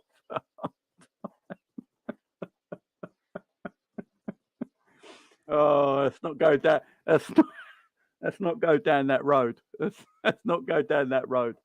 Big honesty anyway for the super chat as always, my friend. Thank you very much. I do appreciate it as always. You know I do. No, but I like that front three at the moment. I thought they played really, really well against Newcastle as well. If I get let's get the lineup here up on the screen view here. Right, let's get the lineup up. Where are we? There we are. So get the line up there. So that's how Liverpool started the team. This was Liverpool starting 11. It was Trent, Gomez, Van Dijk and Robbo, Stefan Bajcetic, Fabinho, Henderson, Salah, Gakpo and Darwin on that left. The interchanging between Gakpo and Darwin I thought was excellent. I really like their interchanging. You know, Gakpo can come deep, receive the ball from a central area, allowing Darwin and Mo Salah become like almost a two up top. And then you almost go to a diamond in midfield. I really like the way we play that. I thought Trent, big shout out to Trent Alexander-Arnold, who I think has been excellent in recent weeks. I don't think Trent's getting the praise. You know, we're very, very easy to criticise Trent, aren't we? You know, fans and rival fans are very, very quick to have a go at Trent and be negative to Trent. But you never hear anyone coming out with the positives when he's on absolute form. You know, absolute form. You know, what people don't seem to realise, St. Maximin had to go to the left, the right-hand side to attack Robbo in the game because he weren't getting no joy out of Trent. No one mentions that.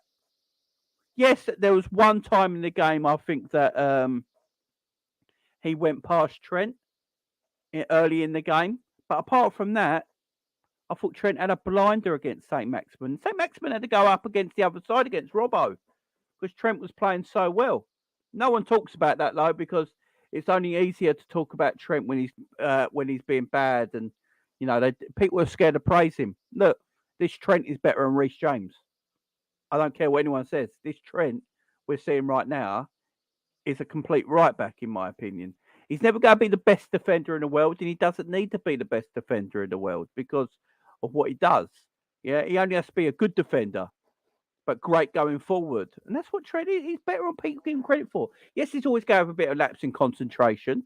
Yeah, because it's just the way he's built. But he's better on people give him credit for, and he's been excellent for us. You know, he got man of the match. I mean, they gave him man of the match here on the player ratings here. And yeah, I thought Trent was excellent, tremendous. I think they degraded Alisson's rating a bit, an 8.1. I mean, let's be fair, Alisson was tremendous yesterday or on Saturday. But yeah, be honesty with a super chat. If we get new owners, we need them to come out like Vince McMahon and say, "You're fired." To Pep Linders. The link up between Gakpo and Darwin and Sector. Yeah, they've got great link up. Big up Andrew. Stefan Bajcetic will sing Celebos and Mantras of Verde back to Venus. It's a shout. He's been our best player. He was our best player on Saturday, yeah. Alisson proving why he's the best in the world, no doubt. Name me a better goalkeeper than Alisson right now. Come on, do it. Like, yeah, Alisson's better than Oblak, yeah. Oblak's a good goalkeeper, don't get me wrong, but I think Alisson's more complete. I don't think there's a better goalkeeper right now.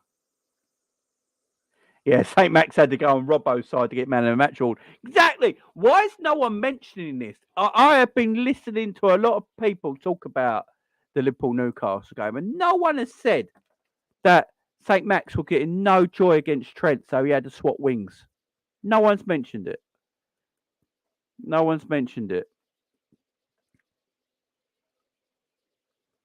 The man of the match ran away from Trent. Exactly. Exactly. Where was Trippier for their 2 goals? Yeah, exactly. But no one would say anything. No one would say, "Oh, Trippier weren't at fault for any of the goals" or anything like that, because you're not allowed to. You know, it's all the agenda's mad.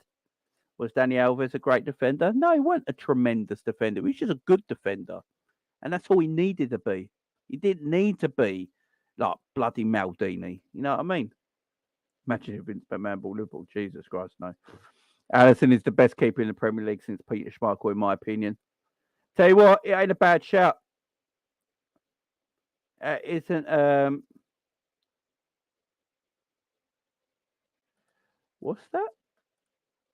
Michael Knighton has made a bid of full control of Liverpool. Where are you hearing that, Hanson?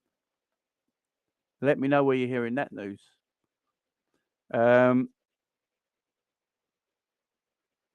That'd be big news if that's the case.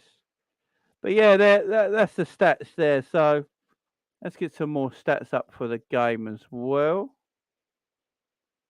It was baby mother. I missed it.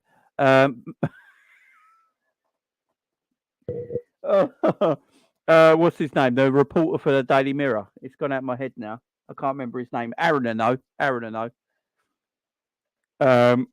think Aaron, you can answer that. Oh, right, okay. Just oh yeah, sorry. Went right over my head, Hanson. Yeah, he's a dreamer. Michael Knighton's a dreamer. Yeah, it went right over my head, Hanson. I won't lie. It went right over my head. It went right over my head, man.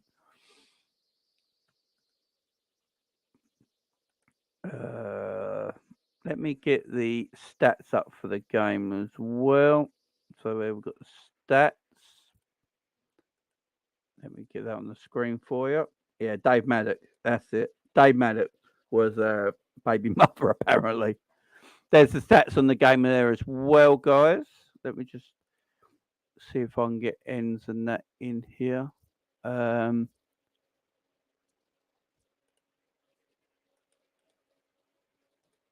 right, there's ends.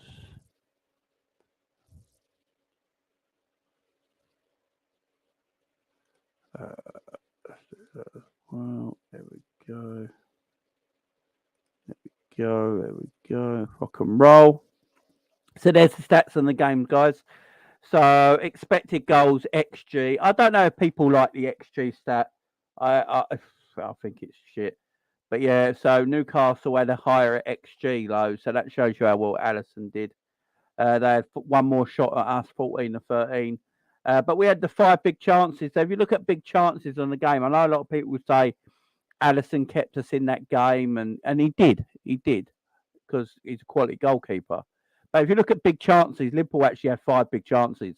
Liverpool should have been 3 or 4-0 up. That's, I think Liverpool's problem is when Newcastle went to town the 10 men, I think Liverpool stopped playing.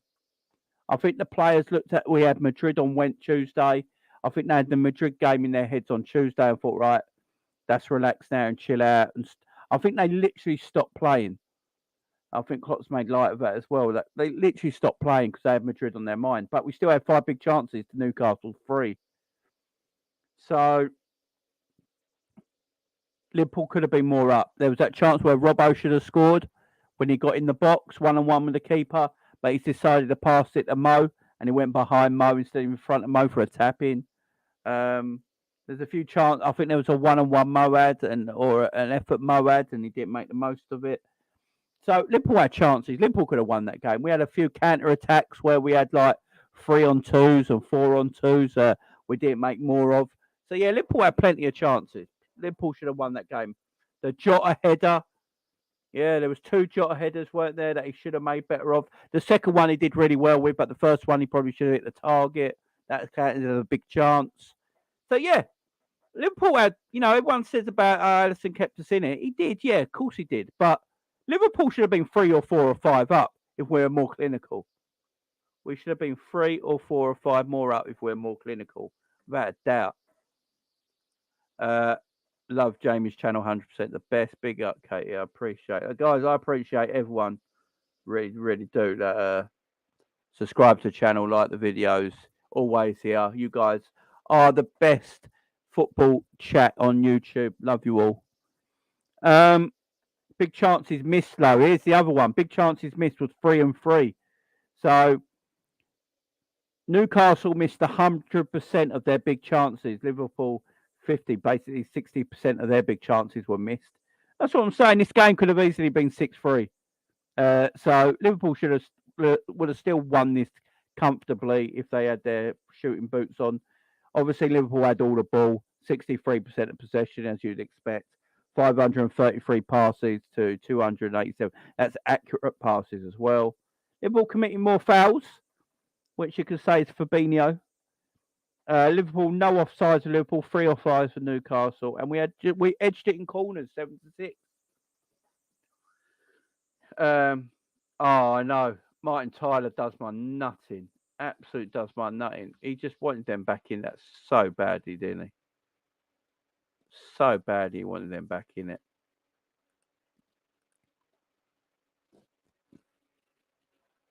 Katie followed me on Twitter. Let's follow Katie. There you go.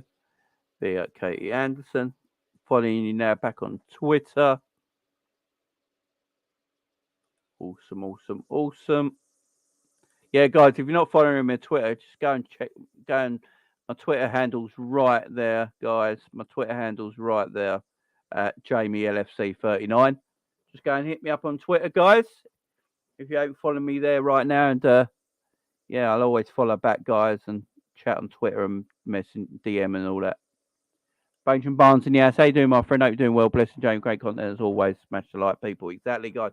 Let's get the likes up, guys. I know it's a Monday afternoon here in the UK. We're chilling. We're having a good time, but no, we've got 94 people in the show right now and only 64 likes. Let's get that to 70 at least, guys. 6 more likes. Someone press that fun button. Let's get them likes up, guys. Past 70 if we can, at least. Let's get them likes up. We should be on 100, but I'll ask for 70. Is Carrier still on our books? No, I think we let him go. I think we let him go completely. Thank God. Yeah, but Karius can be the man for Newcastle, and that's going to be interesting, man. Can you imagine Karius has not played a Premier League? Has not played for 2 years.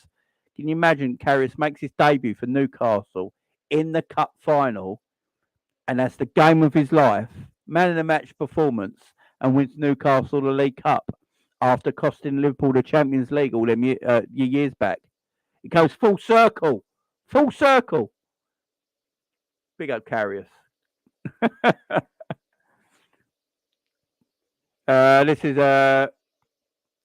Cody Gakpo's goal, where it came from. That's where Nunez's goal came from. And you see with the Gakpo goal, right-footed situation with regular play. Darwin, again right-footed. And you see the air. Look for the Gakpo goal. Look at all the players in the box. You had Jota there, Gakpo. These are the areas of the pitch where, look, this is what I'm saying. The areas of the pitch where it's attacking in. Tremendous. All the areas of the pitch where it's attacking in. Look, Salah coming deep, getting the assist. I think that was for the Gakpo goal. You know, he was around this area of the pitch. Yeah, this is the formations Liverpool basically picked up a lot of the time. So there's all the stats. So expected goals in the first half. Liverpool had a 1.13 XG in the first half to Newcastle's 0.89. In the second half, you can see Liverpool tailed off a little bit, mostly because Liverpool were a man up. They didn't need to go goal hunting, I suppose. It was more trying to keep the ball the game out, that sort of thing. Open play, Liverpool had a bit more of the XG in open play, and in the second half, set plays as well. Always still a problem for Liverpool.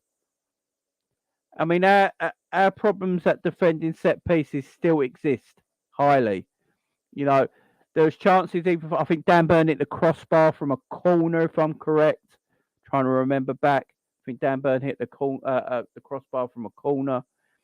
So yeah, Liverpool still have an issue with set pieces. I think Liverpool still have a problem with set pieces. They've got to do better with their set pieces. There's no doubt about that. We've got to defend better. We're too open at corners and free kicks at this moment in time, especially at the front post. Especially at corners, we're very, very light on the front post. We're not picking up men, we're just picking up space. I understand why coaches like us defend space more than the player, but I think sometimes we've got to mark man for man. I think it'd be better for us. We've got big people in the box. You got your Virgils, your Matips, your Gomez's, your Darwin's come back for corners, your Gakpo comes back for corners. These are all players that are 6 foot plus.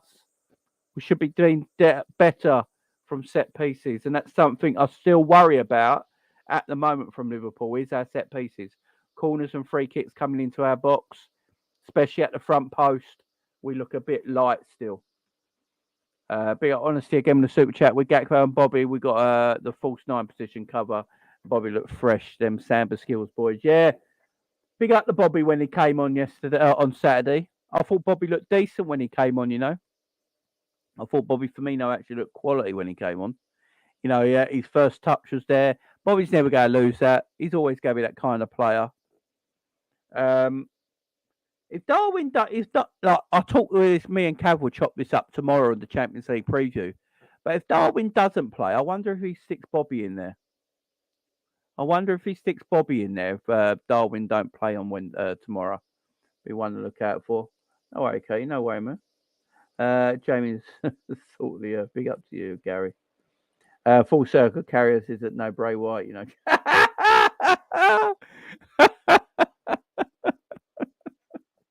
It's no Bray White, you know. Big up, Jen. Called twice a weird looking effer. He is.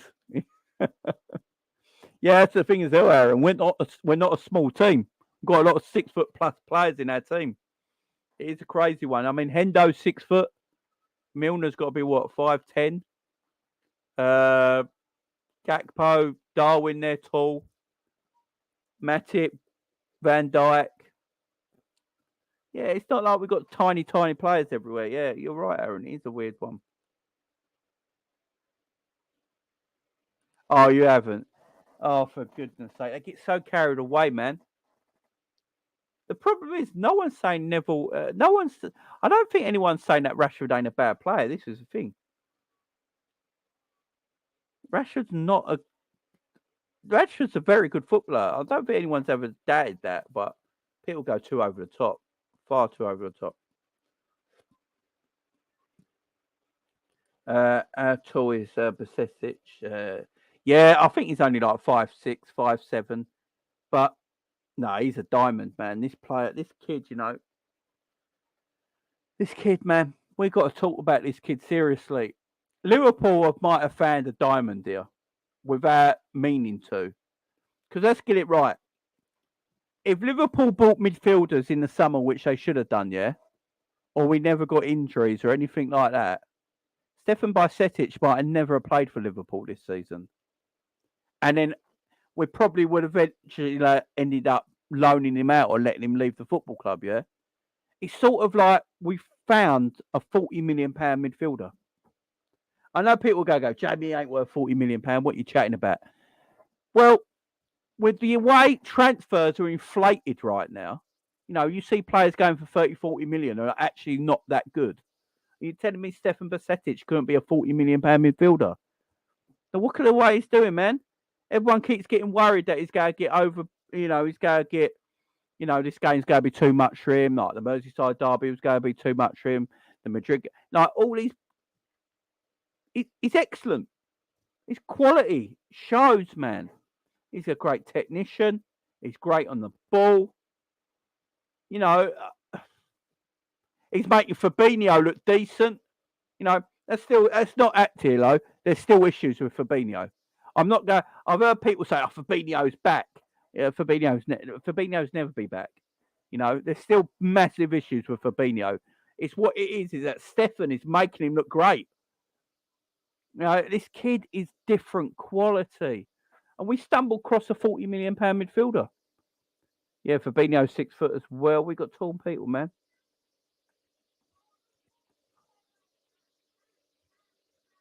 Is he taller than that? He just looks small. You know, it's because he's got a little frame, ain't he? It's because he's got a little frame. He hasn't got like big shoulders, big chest, or anything like that, has he? He's got a small frame, so that makes him look a little smaller on the pitch. Is he sick? He just don't look it, does he? He just don't look it on the pitch. Do you reckon it's because he has got a small frame? You know, he's not a big lad, is he? He's like, it makes him look a lot smaller on the pitch. It's like everyone don't know. Like, I remember people trying to guess my height for some reason. This was not long ago. I think it's because on Monts' channel, big up the Big Sixpence, by the way, much love to that channel. But everyone keeps saying that Monts is really small because he looks tiny because he's got a small frame. But Monts is like 6 foot. I'm only 5'7". I'm tiny. I'm like 5'7". I'm not a big lad at all. It's just because I look big on the screen. Everyone thinks I'm bigger. But maybe that's the thing. Percentage just looks because he's got a small frame. He don't look that tall. Maybe that's what it is. But no, he's a diamond, man. He's an absolute diamond. Big up, Francisco. Anyway, how you doing, my friend? Hope you're doing well. Big up. I'm gonna go, Luke. Big up, Luke. Hope you're doing well, my friend. Yes, they played together at a Spanish club. I can't remember what it is now. But yeah, they played together. Both dads played in the same team together. Shit, he just don't look it, does he? He don't look it at all. He don't look it. That's mad. Percentage at 18 is unbelievable. I was too busy at 18 asking my mum for 30 quid for a night out in Essex with the lad. Yeah, but do you remember when 30 quid did you all night? That was the difference back then. Yeah, I'm a bit older than you, so I remember when I went out back in them days, I could take like 50 quid out of me and still have money on the Sunday. You know what I mean?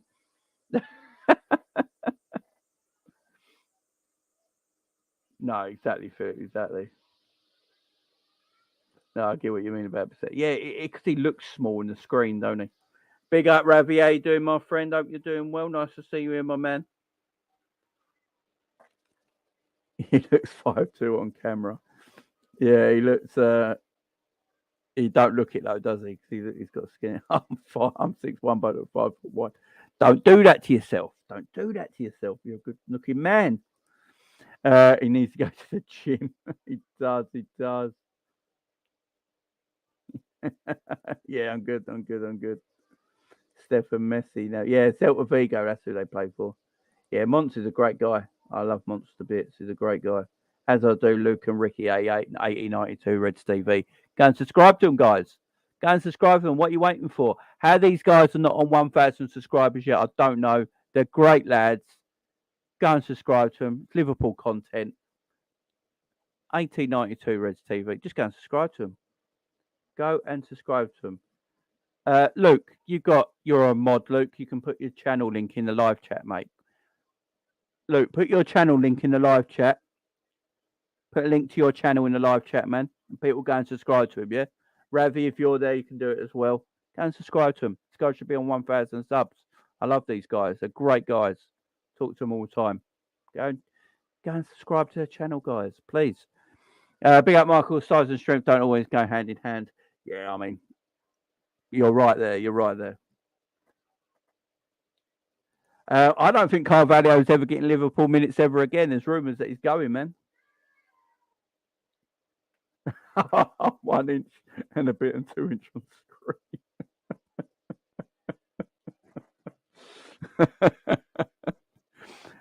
Big up, Fraser. Yeah, I'm doing good, man. I'm doing good. £30 paid for my subs on Sunday for football. That's it. I live in South London, but literally, because I'm 41 years old. So when I was in my 20s going out, you know, a pint back then was like £2 a pint. You know what I mean? And when I went to the clubs around my area, you used to be going to this one club I used to go in, right? And a bottle of beer was £1.50. I mean, you're getting rattled. You know what I mean? Yeah, fill out. There's no doubt about it. There you go. So guys are live at 6 p.m. So make sure you go and check them out. The 1892 Reds TV guys at 6 p.m. tonight. Go and check them out. Go and subscribe to them. Go and give them a watch and give them a like. You know what to do, guys. We're all one Liverpool family. No matter what channel everyone does, we're all one Liverpool community here, guys. So, yeah, go and check them out.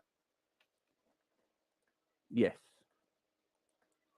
I remember £5 used to get me into a rave in London. But yes, Ravi knows. Ravi knows.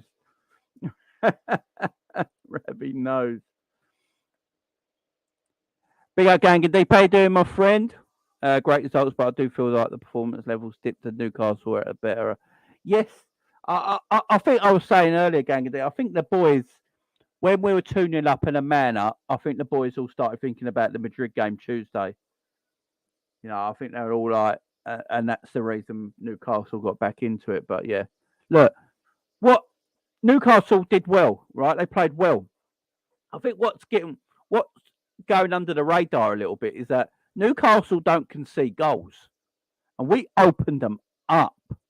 Them 2 goals, we literally opened them up. Newcastle never give away goals, and we're the only team that's beaten Newcastle this season. They've only lost 2 games this season, both to us. And if you look at the last performance where we needed an injury time winner to this performance, yes, Newcastle, I think, are tailing away a little bit now. I think Newcastle have done well this season.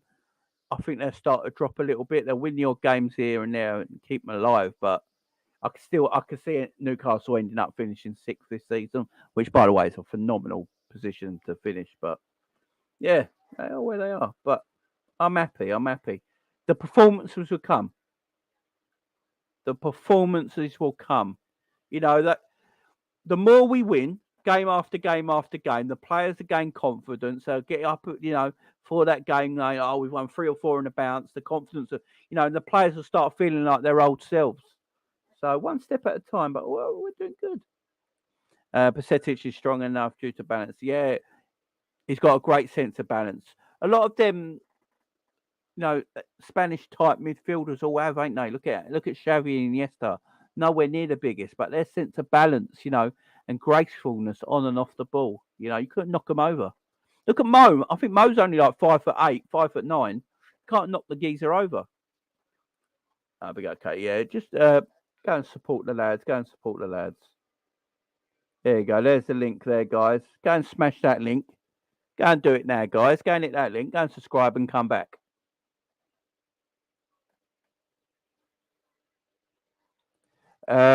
Listening to Klopp talk about Carvalho updates obviously doesn't fancy him, in my opinion. Yeah.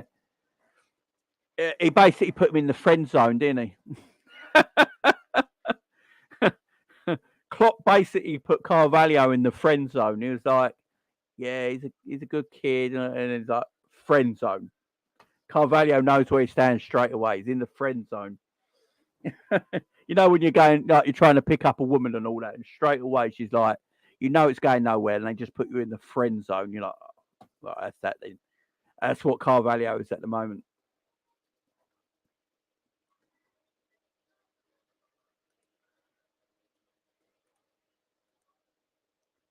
Yeah, back in the day, it wasn't too bad. As you get past 30, Wetherspoon's country library mate Ricky just turned 34, and now he's it's like a opticians. Oh man, Wetherspoons, man, can't be at Weathers.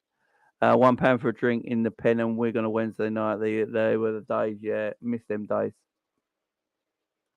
I miss a £40 night out. They were the days. Yeah, now you have to take a bloody mortgage, don't you? You have to remortgage your house for a night out now. Let's get G in the. There's G's here as well. Big up G. How you doing, mate? Yeah, no man, all good, my friend. How are you? Doing all right. We're just basically talking about how cheap it was for a night out back in the day. Super cheap, I'll tell you that much. I'll tell you that much for free. Be honesty with a super chat. Thank you very much. I'm scared to play against Real Madrid. I'd rather have Hendo and Pacetic as a double pivot. Also because Fab is slow. He looks like a senior citizen. What we do, we talk about the Real Madrid game tomorrow, guys, because I've got Cav on with me tomorrow, and we'll go chop that up. But yeah, it's gonna be interesting. Loris carries to a masterclass on Sunday. It's happening. It's happening. I'm telling you. The thing is, I've said this before, like a bare times. Like, take out that Champions League game. Karius was a very good keeper for us in that season. Like, he was actually a decent keeper. He was better than Millionaire, in my opinion. Again, but unfortunately, you have one of those games. We remember one thing and one thing only, ain't it? That's exactly. Never came back from it. He was never going to come back from it. Do you know how hard that would be to come back from that? You know what it is as well? Like, from what I heard, anyway, like, I don't know if this is true, so I'm not going to say it is, but from what I heard, he was getting like death threats, and people were like really, really hammering in at him. And I think Klopp saw that from the outside world, and he kind of saw as well, you got to realize that's going to have a negative impact on the squad as a whole. Remember, Klopp's just kind of still fairly new at the club, in terms of only been there like a couple of seasons by this point. So still needs to kind of push us forward. That kind of negative energy around Liverpool, that can't work, man. That can't work. And I we feel don't for miss the him guy. anyway.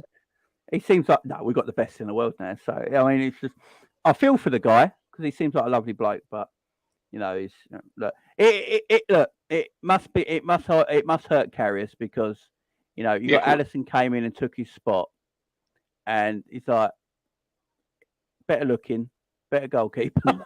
And it's like you know what? Actually, no. You know what? No, I'll give it to Karius. I've seen he's his a modelling good-looking and that. fella. He looks He's like a good-looking fella. He's a you good-looking know fella. what I mean? A lot of people say that's what he should do, but he can't hold the camera. That's all I've been told. Karius is never going to live this shit down, man. I feel so. I love the guy. I love the guy. James thoughts on Darwin could be out tomorrow. So I did the press conference. So me and the guys were just watching the press conference just now. So I was streaming it live. What's he saying about it? He's basically said it's just pain. It's just pain. If it's not too painful, he could play. Okay. So it's just pain. It don't seem to be too much wrong. It looks like it's just a pain thing at the moment. It's not like Klopp was saying. It's not like there's nothing there. There is something there, but it's more painful at the moment. Sometimes some people are really good with pain and some people ain't. Like Daniel Sturridge. Daniel Sturridge was terrible with pain, so he would just say, "I'm out for a month if I feel something." But hopefully, I honestly think we need Darwin for Madrid. Yeah, 100%. 100%. That we can't go into the game thinking that we'd win without him because of how important he's obviously been for us. This season. So yeah, we definitely need him. I think we definitely need him. So. Yeah, I was just talking to I was just wrapping up this Newcastle game, and I like this front three at the moment: the Salah, Darwin, and Gakpo. It looks like they like each other. Klopp looks like I don't know about you, but I'd like to hope they like each other, Jamie. Bloody hell! If they don't, then we've got some serious issues. Well, I know you mean. When some players don't get on and stuff like that. Yeah, Teddy Sheringham, Dwight York. Yeah, why are you playing in my position? I want to play in that position, sort of like scenario. But they all sort of look like they're quite a good bunch of lads, and Gakpo playing that central area. Like me and you have been chatting for how long now about this, and Darwin on that left side, and maybe that's not what we want for the future. You might want Darwin in that number 9 area right now in the future, but where we are right now as a team, the midfield we got, the defence we got, the way we're playing, that front three's working. And it looks like you've got something cooking there as well. I like the way Darwin and Gakpo interchange, from that left to central area, the way they got that down. Mo is now more in front of goal, which is helping his game. He's not out in the wing no more, being irrelevant for the whole match. He's like where we want him. He's on the width of the 18-yard box all the time. And that's where you want Mo. You don't want him on the touchline. And that's because Gakpo comes so deep. It allows Darwin and Mo to come central. We almost play a diamond in midfield with Salah and Darwin as the two wide at the top, yeah, because the way it comes deep. And that's working. I was saying to the guys in the chat just now, do Diaz, Jota and Bobby, do they automatically come back into this front three? Or do they have to play their way in? Because at the moment, Gakpo, Darwin and Mo, they're in form, playing well. And I've always been in the thing like, no matter who it is coming back, unless you're a Messi or a Ronaldo, an alien sort of thing. Yeah. You play the players in form, you keep them there, don't you? Yeah. I think because of how this season is as well, we'd have to just keep them.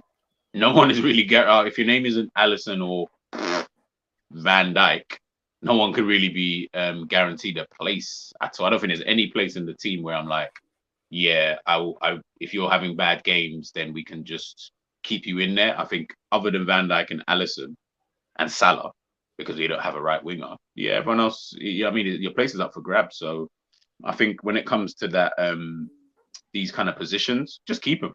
Just if the team's playing well, how it is. I don't really care about the performances now. I kind of just dropped that. I've dropped that from everything, and I just said, yeah, just get the wins, because if you get the wins, it breeds confidence anyway. The team will inevitably at some point maybe pick up and play better anyway. Once they've got a lot more confidence, players coming back and stuff like that, the bench looks stronger, and etc., etc. So, maybe this might even make it easier to phase some players out as well. If the team are playing so well, for example, between now and the end of the season without Bobby, does it make it easier for us to let him go? If so, great. Then you can let him go, and then you know that you can still play without a Bobby. Maybe it wasn't a case of, oh, we need Bobby to play. Oh, we found a new way that we can kind of play without Bobby.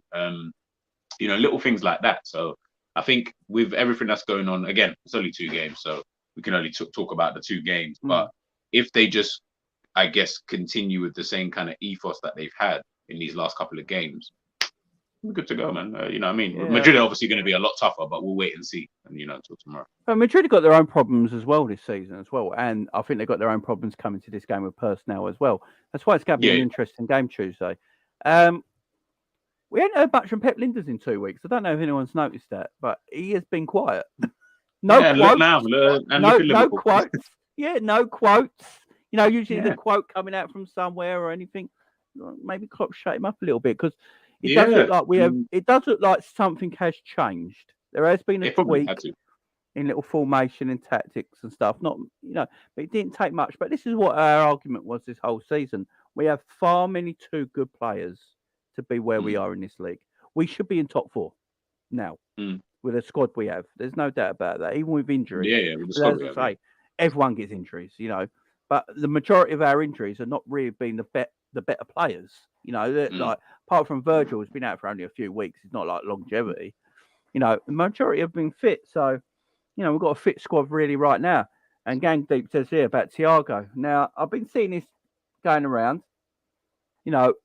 Are we a better team without Thiago in the midfield? Now, I think you and me were speaking about this the other day, weren't we?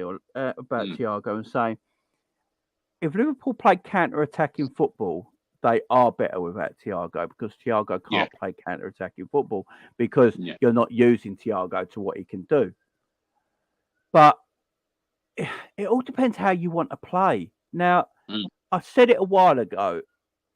The midfield Liverpool had under Jurgen Klopp when we won League and Champions League, them 2 years were arguably the best team in Europe. I don't think Thiago would have been able to play in that system and improve us. Now, what I'm looking at so far, I'm looking at the last few weeks and the way Klopp's tinkering things. I think Klopp wants to go back to that. The way he's playing Gakpo through the middle, it's very Bobby-esque. The way Darwin's playing, people might hate this because it's Mane, but he's very Mane-esque in a way. I'm not saying he's like Mane at all, by the way, guys. Don't come at me. I'm saying it's like Mane-esque where he's picking up Mane positions, coming inside where the central striker is coming deep. Mo sort of playing almost the way Mo wants to play. He's more involved in the game. You can say whatever you want about Mo's performances the last 2 games. He's far more involved. And far more involved than Mo, even though he's not at his best, is still an asset for us on the pitch. Mo's not an asset to us when he's touching the chalk on the sideline. That's not an asset to Liverpool. What Mo's. So I'm looking at it, and the midfield is more, it's sort of like workman-like again. You've got Hendo there. You got Stefan, who's more technically gifted, and you got Fabinho, who's a workhorse. So do you feel like Klopp's just gone, you know what? Let's go back to something that weren't broken and try and bring that back again. Do you think that's what he's doing at the moment? Yeah, I think I also it was lucky as well that we had these 2 teams to play that where he was able to maybe try and test it out because clearly whatever he was doing before just wasn't working, man. It's like he didn't really understand it. And I think we do have what Gagandeep saying there. At the end of the day, that over-reliance on someone like Thiago in a team that doesn't require a Thiago never made sense from the jump. Like we don't, as Jamie said, we don't play that way. So you're trying to rely on a guy to be your kind of cog in the midfield, which is fine. Doesn't matter who it is. But if he's not the type of player that you actually need in your midfield, it's not going to work. And I think Thiago would have been, if we had Thiago back in like 18 to 20, if we had him back then, sick option from the bench. Brilliant player to rotate with one of the midfield 3. Of course it would have. Like he's a quality player. So he would have been a good option to have and play in certain games, but he wouldn't have been able to I don't think we'd have the same results if we had had him in that team back then, because the team would have had to have played a lot differently. And would that have ended in the same result? I don't think so. I think, as you said, man, he's kind of just gone back to, all right, you guys I just need you to do this now. You've got the energy. The guy in midfield is going to provide that energy now, which is obviously Bajcetic. Hendo, I think Hendo now play 2-3 matches, drop him, or bench it, whatever you want to call it, rotate him. Give him a 10-day rest. And then rest and then come back in. And then he's I good will to go. say with Hendo, I know people get on at Hendo a lot, right? Yes, he might not be the technically best midfielder. We all know this. But we can't knock what he does on the pitch. His pressing in the last 2 games has been exceptional. Yeah. You know, his leadership and his pressing and the way he carries himself in them games, it's like, it can't be ignored. Yes, he's hoofballs. We all take the big hat off, and that curling right cross first timer. I think he's only hit. I think that he's only hit once in his whole career at Liverpool, and he's going back here. Yes, we laugh at it, but the things he does off the ball, the pressing, the work he does there, it can't be ignored, right? And yes, Thiago's a far better player than Hendo, but right now, it's sort of mad to say that we need Hendo a little bit more. And people will come at me for this, but as I said, football, unfortunately, football's all about systems now. It's the way it is. We stopped people showboating, showing off their skills a little bit now, because it's all about the system. You know, winning and losing losing's always been a bad thing, but winning and losing in today's game is such a, you know, you can have a job one day and not the next. It's that kind of scenario right now. So that is sort of the reason. But look, I don't want to lose Thiago. You know, obviously Thiago in certain games is going to be pivotal for us.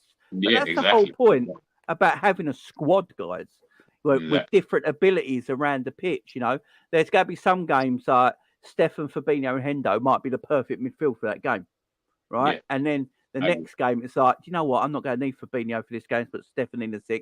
I'm going to need a Thiago for this game. So let's bring Thiago in with Hendo. And that's the beauty of having a squad. You know, sometimes I think Alex Ferguson used to drop like a world-class player sometimes and play. Oh, what was that Asian player's name?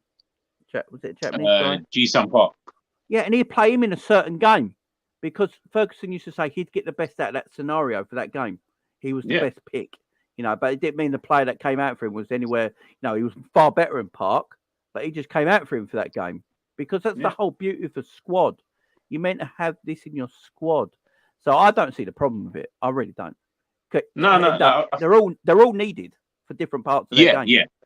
Yeah. And I think, as we've seen also this season, I think that's where Klopp has had his, like, that's where there's been my issue for Klopp is it's just not really understanding that fact of, okay, look, if the team can't play in one specific way, or if you are going to put Thiago in a team, you need to play to his strengths. If you want to utilize him, of course, then you know, he can do the other stuff. Yes, he can tackle. He can, do the pressing at times and stuff like that. That's all great, but he's not good at it. He's not good enough for you to use that as the catalyst to try and move forward. And that was always the problem, is that he just never saw it. Like, he just kept doing the same thing and just hoping that, if I've just got my so-called best midfield out, then I can, go ahead and just, the game should just pan out the way it needs to. And I think now he's seen it with, look, Bajcetic is only young. Like, for me, Bajcetic is one of them kind of guys. He's doing the basics well. He's doing the basics. What he needs to do, he goes out there, he does it. Nothing spectacular about him. He just does what he needs to do, but he can play. Because he can play and he's got that energy. He's young, he's exuberant, etc., etc. He can go out there and just kind of perform. And I think maybe saying on Enzo's show and about, like, maybe the older guys, they're more experienced players, are now looking at it and thinking to themselves, okay, cool, we can't let him go out there and do all of it by himself. We're going to need to help him, and we want to help him as well. So that then feeds onto the pitch, and then the team trusting Bajcetic a lot more now, because they're like, okay, we can see you can play. Clearly you can play ball. So because you can play ball and you're willing to do the other stuff as well, we respect you a lot more for it. So we're going to up our game a little bit more. Everything comes, small little components will then go towards the bigger picture. And I think that's what we're seeing now with, like, Liverpool. In a sense, again, it's only 2 games, so I'll wait until we're into like middle of March before I can really assess like what's going on and Totally, etc. But at the same time, what you're seeing is a little shift in, okay, Klopp's kind of seen it, this and that's kind of working, and also Gakpo being given a bit more time. Look, they're going to come unstuck at some point in time. That's just inevitable. But for me, I always say this, it's always about your next game. How are Liverpool going to, how are they going to allow like adversity to affect them? Are they going to just go into a slump again like we've had at the beginning of this year? Or is it going to be a case of, all right, we drew that game, no problem. We go back again, because we don't want to feel like, oh, we could do it against Everton and Newcastle, come unstuck against Madrid, for example, and then we automatically think, oh, this is shit, it's not working. No, it just might Madrid at the end of the day. You know what I mean? You're not. I would probably put Madrid more as like a favourite if I had to sway one way potentially. But that's Madrid. It's Real Madrid. Exactly. We've lost to Real Madrid with our best team, so exactly. So when you go and then you go into the game against Palace and you're thinking, no, you keep doing the same things, you'll be able to, continue doing it. So let's wait and see. Man. We'll see how everything kind of just pans out. But tomorrow's gonna be interesting, man. I'm very intrigued. I'm intrigued by that, especially after the last couple of games. Just gives you a bit more positivity, don't it? And then after that, we're away to Palace, and I think then we got Wolves on the Wednesday week in our game in hand. So Liverpool could be 1 point behind top four in 2 weeks' time. It's mad how these points could be eaten up. Just want to talk about one player I don't think is getting enough respect right now, and that's Trent Alexander-Arnold. I don't know if anyone noticed, but St. Maximin had to go to the other wing because he was getting no change out of Trent that game. He literally had to go up against Robbo and go onto the other side of the pitch because he weren't getting no. Look, I think in the first 5 minutes he did Trent a little bit, cooked him a little bit, but I've always said it. And people straight away on Twitter, it's like Maximin's killing Trent here. He did it once, and I've always said it. A proper, tricky, quick, athletic winger will always get some time in the game, will beat their fullback. Yeah, it's just the way it is. But he literally had to go to the other side of the pitch and be a nuisance over there because he was getting no change out of Trent. No one speaks about it. I think Trent's been excellent lately, and I mean proper good. Again, I think the tweaking the formation, the tactics we're playing is helping Trent get forward again now. Because you see the burst of speed Trent was putting on to go and get behind Salah to overlap Mo at times in that game on Saturday. When was the last time you saw that? He's bursting to get forward and help Salah out and be an option for him. I think there was a couple of times Salah actually didn't use the one. I think he should have. And also he's defending. Look, Trent's never going to be a world-class defender. And I don't care. He doesn't need to be either. He just needs to be a good defender. That's all I care about. I'd rather Trent be a good defender and a world-class going forward than the other way around. Personally. Because that helps us win titles and trophies more than it does if Trent's just a world-class fullback who never goes past the halfway line. Because, look, football's involved. Fullbacks are now attacking parts of your game. People use them as weapons now. And Trent, arguably, is one of the best right-backs in world football when he's at his absolute best. There ain't many that can really talk to Trent. And people will always bring up the negatives of Trent. But, I've seen Reece James recently have howlers. Trippier was terrible Saturday. Awful. Right, and no one says anything, but no one's even saying about the positives about Trent Saturday, and it really annoys me. But again, Jay, I thought Trent's been excellent the last few weeks. He really has. Yeah, I said it on ends. Like he's been my most improved player since we've come back from the World Cup. I think what he's done, which now the team are finally doing, is he's just become a lot more conservative. So he picks his moments a lot better to go forward. He isn't just standing there all the time. You're not getting that kind of like Mo, Trent, Henderson kind of stupid triangle that it was so useless. Like or Elliot, for example, in that like it just used to be so useless that all three of you are here, same position, doing nothing, and then we're getting counterattacked all the time on that side. I think he's learned that he needs to be a lot more conservative, and trust obviously in his own ability in knowing that he can still pick out a 60-yard pass from right back position.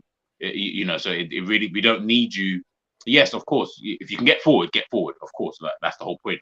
But we don't need you to be forward all the time.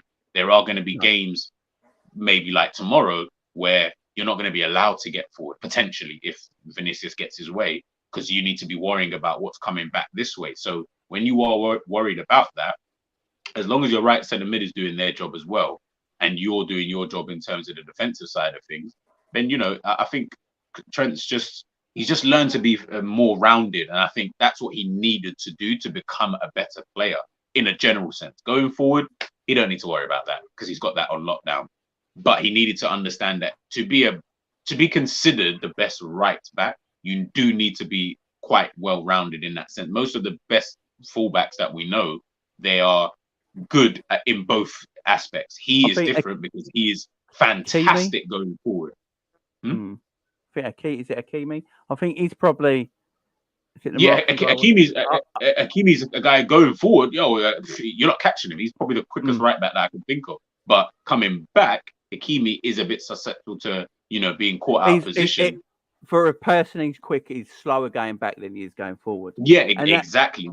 I think Reece James is the same as well. I think Reece James is a wonderful footballer, but I think he has, he's great going forward as well. But going back, I think him, Trent, Hakimi, Reece, I think they're all very well-rounded fullbacks, but I think they've all got the same issue in their defensive play. But I think Trent just gets the abuse more, and I think it's because maybe Liverpool fans big him up more than Chelsea fans big up Reece James or things like that. But look, Trent's always one everyone compares everyone to, so I think that tells you everything. No one goes, oh, he reminds me of Reece James, like comparing it. No, everyone compares to Trent because everyone said everyone knows Trent's a bar. That's how I see it anyway. So, we weren't comparing to him. It's like we compared to Henry because Henry was so good. We compared Maradona, Messi to Maradona because Maradona is so light. So people compare Trent to a reason, and but Trent does need help. If you leave your fullback exposed for 90 minutes in a game, eventually they're going to get cooked. I don't care who the fullback is at the end of the day. You keep them exposed all the time, and that's why, the way we're playing right now, as I always said, Trent has been in this Liverpool team since Klein left. Klopp's put him in.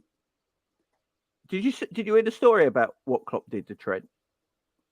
So Klopp wanted Trent in this Liverpool team, but he didn't want him as a midfielder because Trent was a midfielder in the youth, weren't he?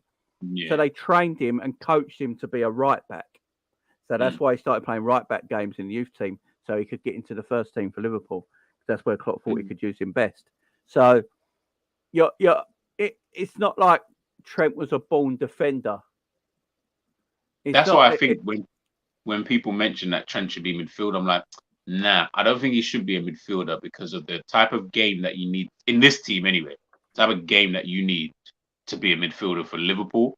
Trent can't do that game. That's not where I feel his best attributes would lie. And I think you would just see it in the game, how it would pan out if you watch Trent in a midfield three, for Liverpool. Maybe in another team, it might work. Maybe a team that just keeps the ball, maybe. But in this team where we need him to do certain things, then nah, he can't really be a midfielder. But going on the right, he's got more of a license. In midfield, there's no license in there. It's not like we've got midfielders who can just maraud whenever they want to. Do you know what I mean? It's all done quite organized in there. Whereas on the right-hand side, he's got a lot more of a free role. So he can then go up and down, do his thing. But I just think what he's done is allowed himself to just become a bit more conservative, pick the right moments to make these runs forward and understand that, okay, cool.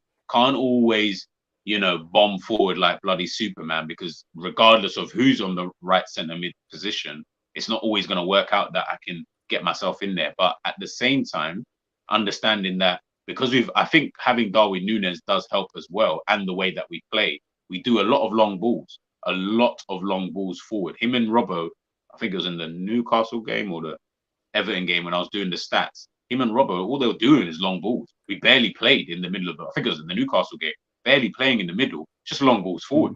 But he's good at that anyway. So, but before, he wouldn't really do that. What he would do is we'd play until he gets up the pitch, and then he's already there, whip the ball in, boom, bam, bim, and then Bob's your uncle. Whereas now, he's understanding that I'm so good with my passing, I can do it from anywhere on the pitch. You want me to pass that right back? I can do that. You want me to pass from the goal kick? I can do that. Like, we don't need you always up the field to make those key passes. You can still release Mo. You can still release Nunez from wherever on the pitch and from left foot or right foot, and it's not going to be a problem. So I think, yeah, he's like I said, my most improved, most improved player. At the end of the day, he understood as well. He was going through a dip. He was playing poorly at the end of the day. As much as he needed the help, he just wasn't doing the basics really well. And I felt like he was almost trying too hard at times to try and impress, and it just wasn't working out for him. But, at the end of the day, man, players do go through slumps and stuff like that. It was always important to see how he came back after the World Cup. Was he going to improve? Was he going to get... If he continued, you'd still be getting cooked today. Do you know what I mean? Like, if he continued playing the way he was playing before the World Cup, yeah, then maybe I don't know what to do about you. But because he's gone away and you can see that he's proper tried to improve on his game. He's worked on it. And I think that's more him. I don't really think it's even a Klopp. I think it's actually just him. I think he's gone away, watch videos, seen other players. Sort yourself out, man. Sometimes you might need a slap in the face from someone to say, look, come on, man, you've been a bit rubbish. Let's sort it out. Listen, this was a guy who had, I think, 1 or 2 assists. How many has he got now? So clearly, man, something in the game is doubled obviously it in a couple of weeks. In a couple of weeks, man. So big up Trent on that. To be honest with you, anyway, big. No, I think a lot of players need to do that. I mean, I think there was a news come out of the club a week or so ago that Hendo and Milner held a meeting, didn't they, in the changing rooms after one of the losses, and Klopp and the coaching staff actually left them to it. And apparently, they tore into everyone. And you can see that in Milner and Hendo, the way they play as well. They don't shirt around, do they? And especially when Milner came on Saturday. He was just putting himself about. Milner was like, I'm having all of you. I'm having all of you. I love Milner. Whatever people want to say about Milner, it's not his fault that he gets played or anything like that. But you can't not love the guy when he comes on, because he does everything he needs to do. He just puts in a shit. How many tackles did he put in when he came? I lost count. He was he did what he needed to do in that. What we needed, I think, in the game, because Newcastle were getting a foothold at one point. Yeah, Callum he Wilson saw had it. scored. Yeah, he could see it. Need to get into you. Big up DJ Brains on Super Chat. Left side Robbo, Basetic, Darwin. Right side Trent, Hendo, Salah. Right side is always going to be weaker. Hendo's legs are old and not the best. Yeah, that's always going to be the case. And Mo's not that. Do you want Mo tracking back? I mean, I've talked about Mo tracking back. He used to do it more, but he's containing himself now. Also, I don't blame him, because he's 30. He wants to prolong his career. Hendo's going to be 33 next season. There's always going to be a bit of an issue on that side. There's no doubt about it. But you can tell with the tweak of formation and tactics in the last couple of games that it's helped everyone. Everyone in the pitch is benefiting from it at the moment. Yeah, yes, we're not going to be perfect straight away. All I want is wins. But if you win 3 or 4 in the bounce, the players' performances will get better naturally, because results are there. I see little bits of the old Liverpool in the last 2 games. Yeah, especially that second goal. The passing and movement for that second goal against Newcastle.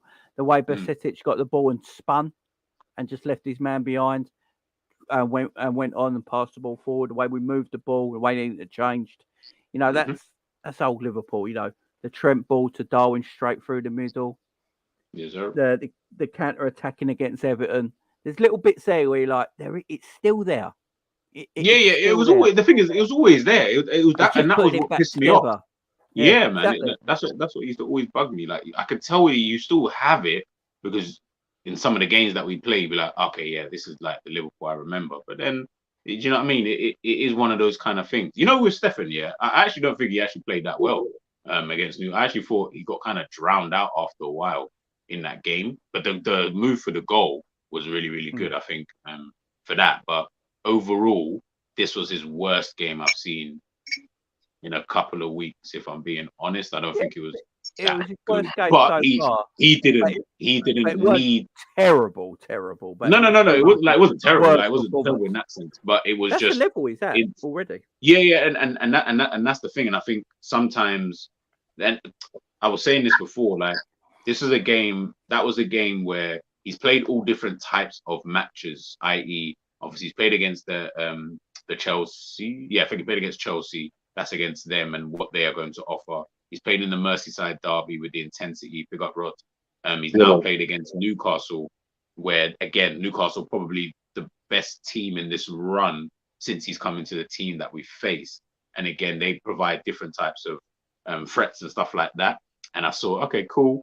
You come up against better quality. The better the quality, I've started to notice, the better the quality, the worse he plays.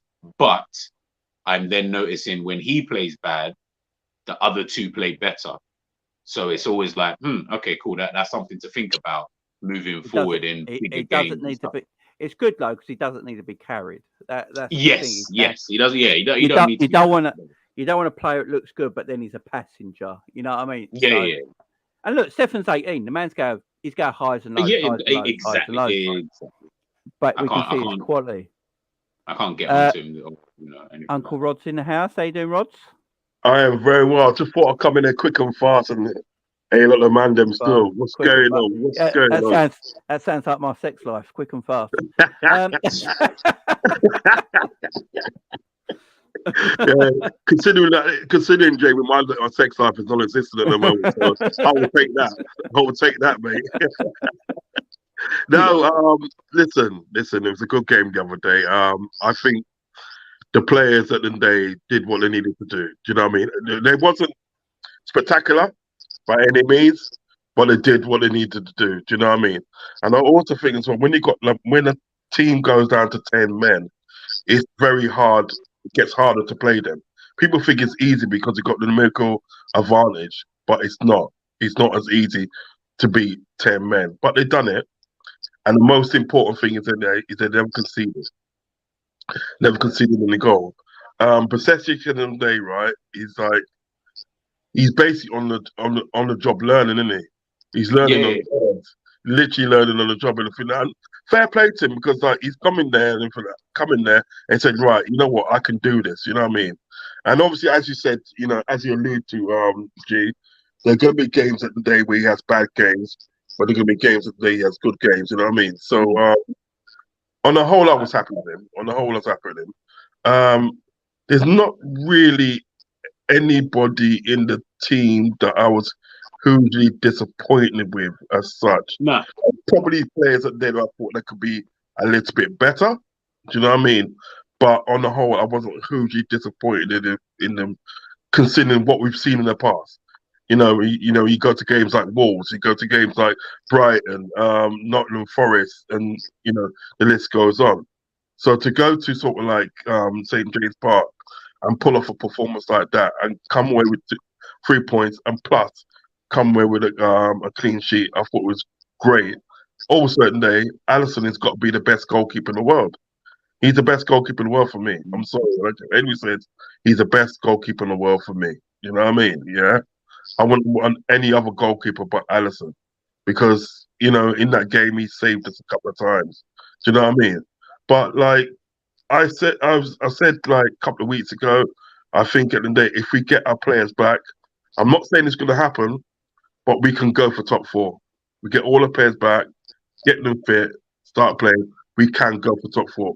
Whether it happened or not, what I mean, I don't know.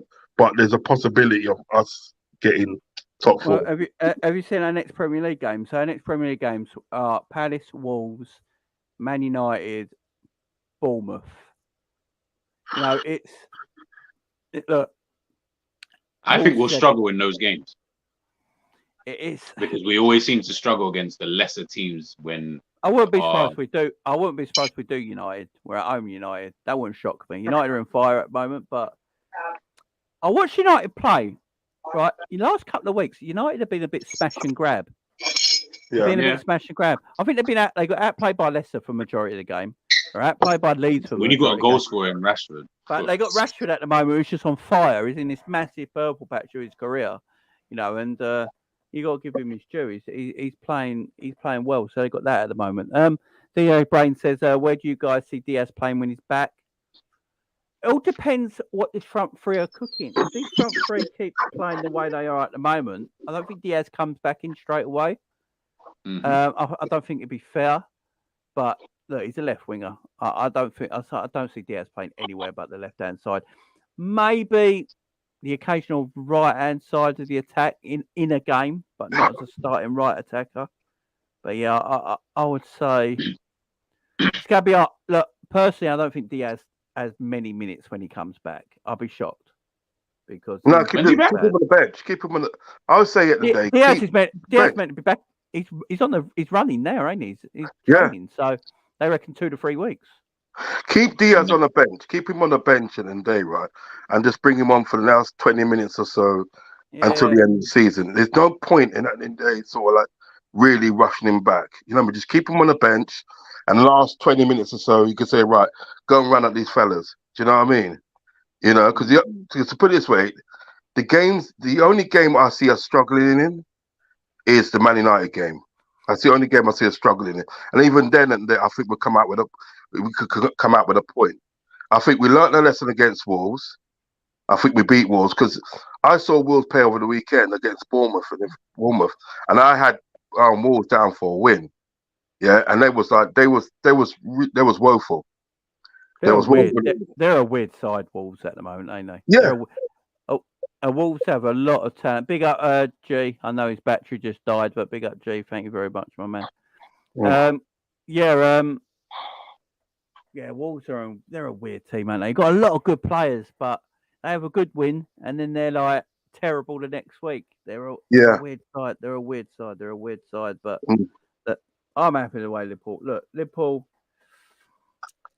can't get carried away. 2 wins. It's easy to get carried away because we're like, oh, right, we'll definitely go. But, you know, let's see what the Madrid game's like. We've got Palace on Saturday night, ain't it? 7:45, ain't it? Yeah, 7:45, yeah. So let's see how that game goes because that's an evening kickoff under the floodlights of Selhurst Park. That's going to be a difficult game. So if we can come away with 3 points against Palace, then we're at home to Wolves next Wednesday, now game in hand. Yeah. I think we beat them, don't you? Don't you think we beat them? I think we'll beat Palace. I do think we'll beat Palace. I think we'll beat Wolves as well. So if that's the case, that's 4 league games in a row. Then it's only a point behind Spurs then, and we've got 2 games in hand against Spurs, so definitely game on. Let's look at it after the Wolves game Wednesday night. If we've won Palace and we beat Wolves, I think we can start having that discussion about we should be in the top 4. Yeah. But go for it. Definitely. I say go for it. You know what I mean? You got nothing to lose, but everything to gain. That's what I say. Yeah, exactly. Bang on. Right, guys, I've got to leave it there. I've been on 2.5 hours, guys. So I've got school pickups now. Got to run out. And, unfortunately, these kids are not old enough to bring themselves home yet. How's Penny? How's Penny getting on? How's she getting on? She's doing well. She's a trooper. She's an absolute Good. trooper. Yeah. Send her my love, my friend, from Uncle Rods. Of course. Yeah, she watches the video. She's probably watching downstairs. You know, because she's at the moment she's doing half days at school just to work her way back in. Yeah. So because she's been off for so long. So she's probably watching downstairs. She's watching downstairs. She'll be watching, so she'll let you up. Big up the Cav. Cav's with me tomorrow afternoon at 12:30, guys, as we're doing the Champions League preview. So make sure everyone's tuning in for that at 12:30 tomorrow. Me and Cav will be doing the Champions League preview. Rog, you're always welcome whenever you're available. You know that, my friend. Yes, it's all love, man. And listen, keep up the good work, man. You're doing good things. You know what I mean? I talk highly of you. Everywhere I go, I talk highly of you. You're doing great things, man. So, yeah, man, keep up the good work. And listen, big up the family and wifey and everybody, yeah? Yeah, cheers, man. Appreciate it. Okay. Right, I got to step away now because my dad's calling me. So listen, all right, you go for it. I'll speak to you soon. Big up the family.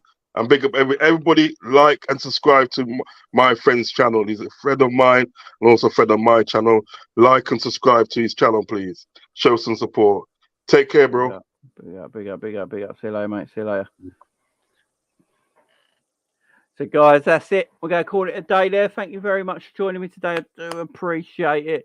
Me and Cav will be live tomorrow at 12:30 for the Champions League preview, guys. So make sure you join us tomorrow. We'll go have a good show tomorrow. So, guys, I'll see you then. Enjoy the rest of your day, whatever you're doing. Big up to everyone.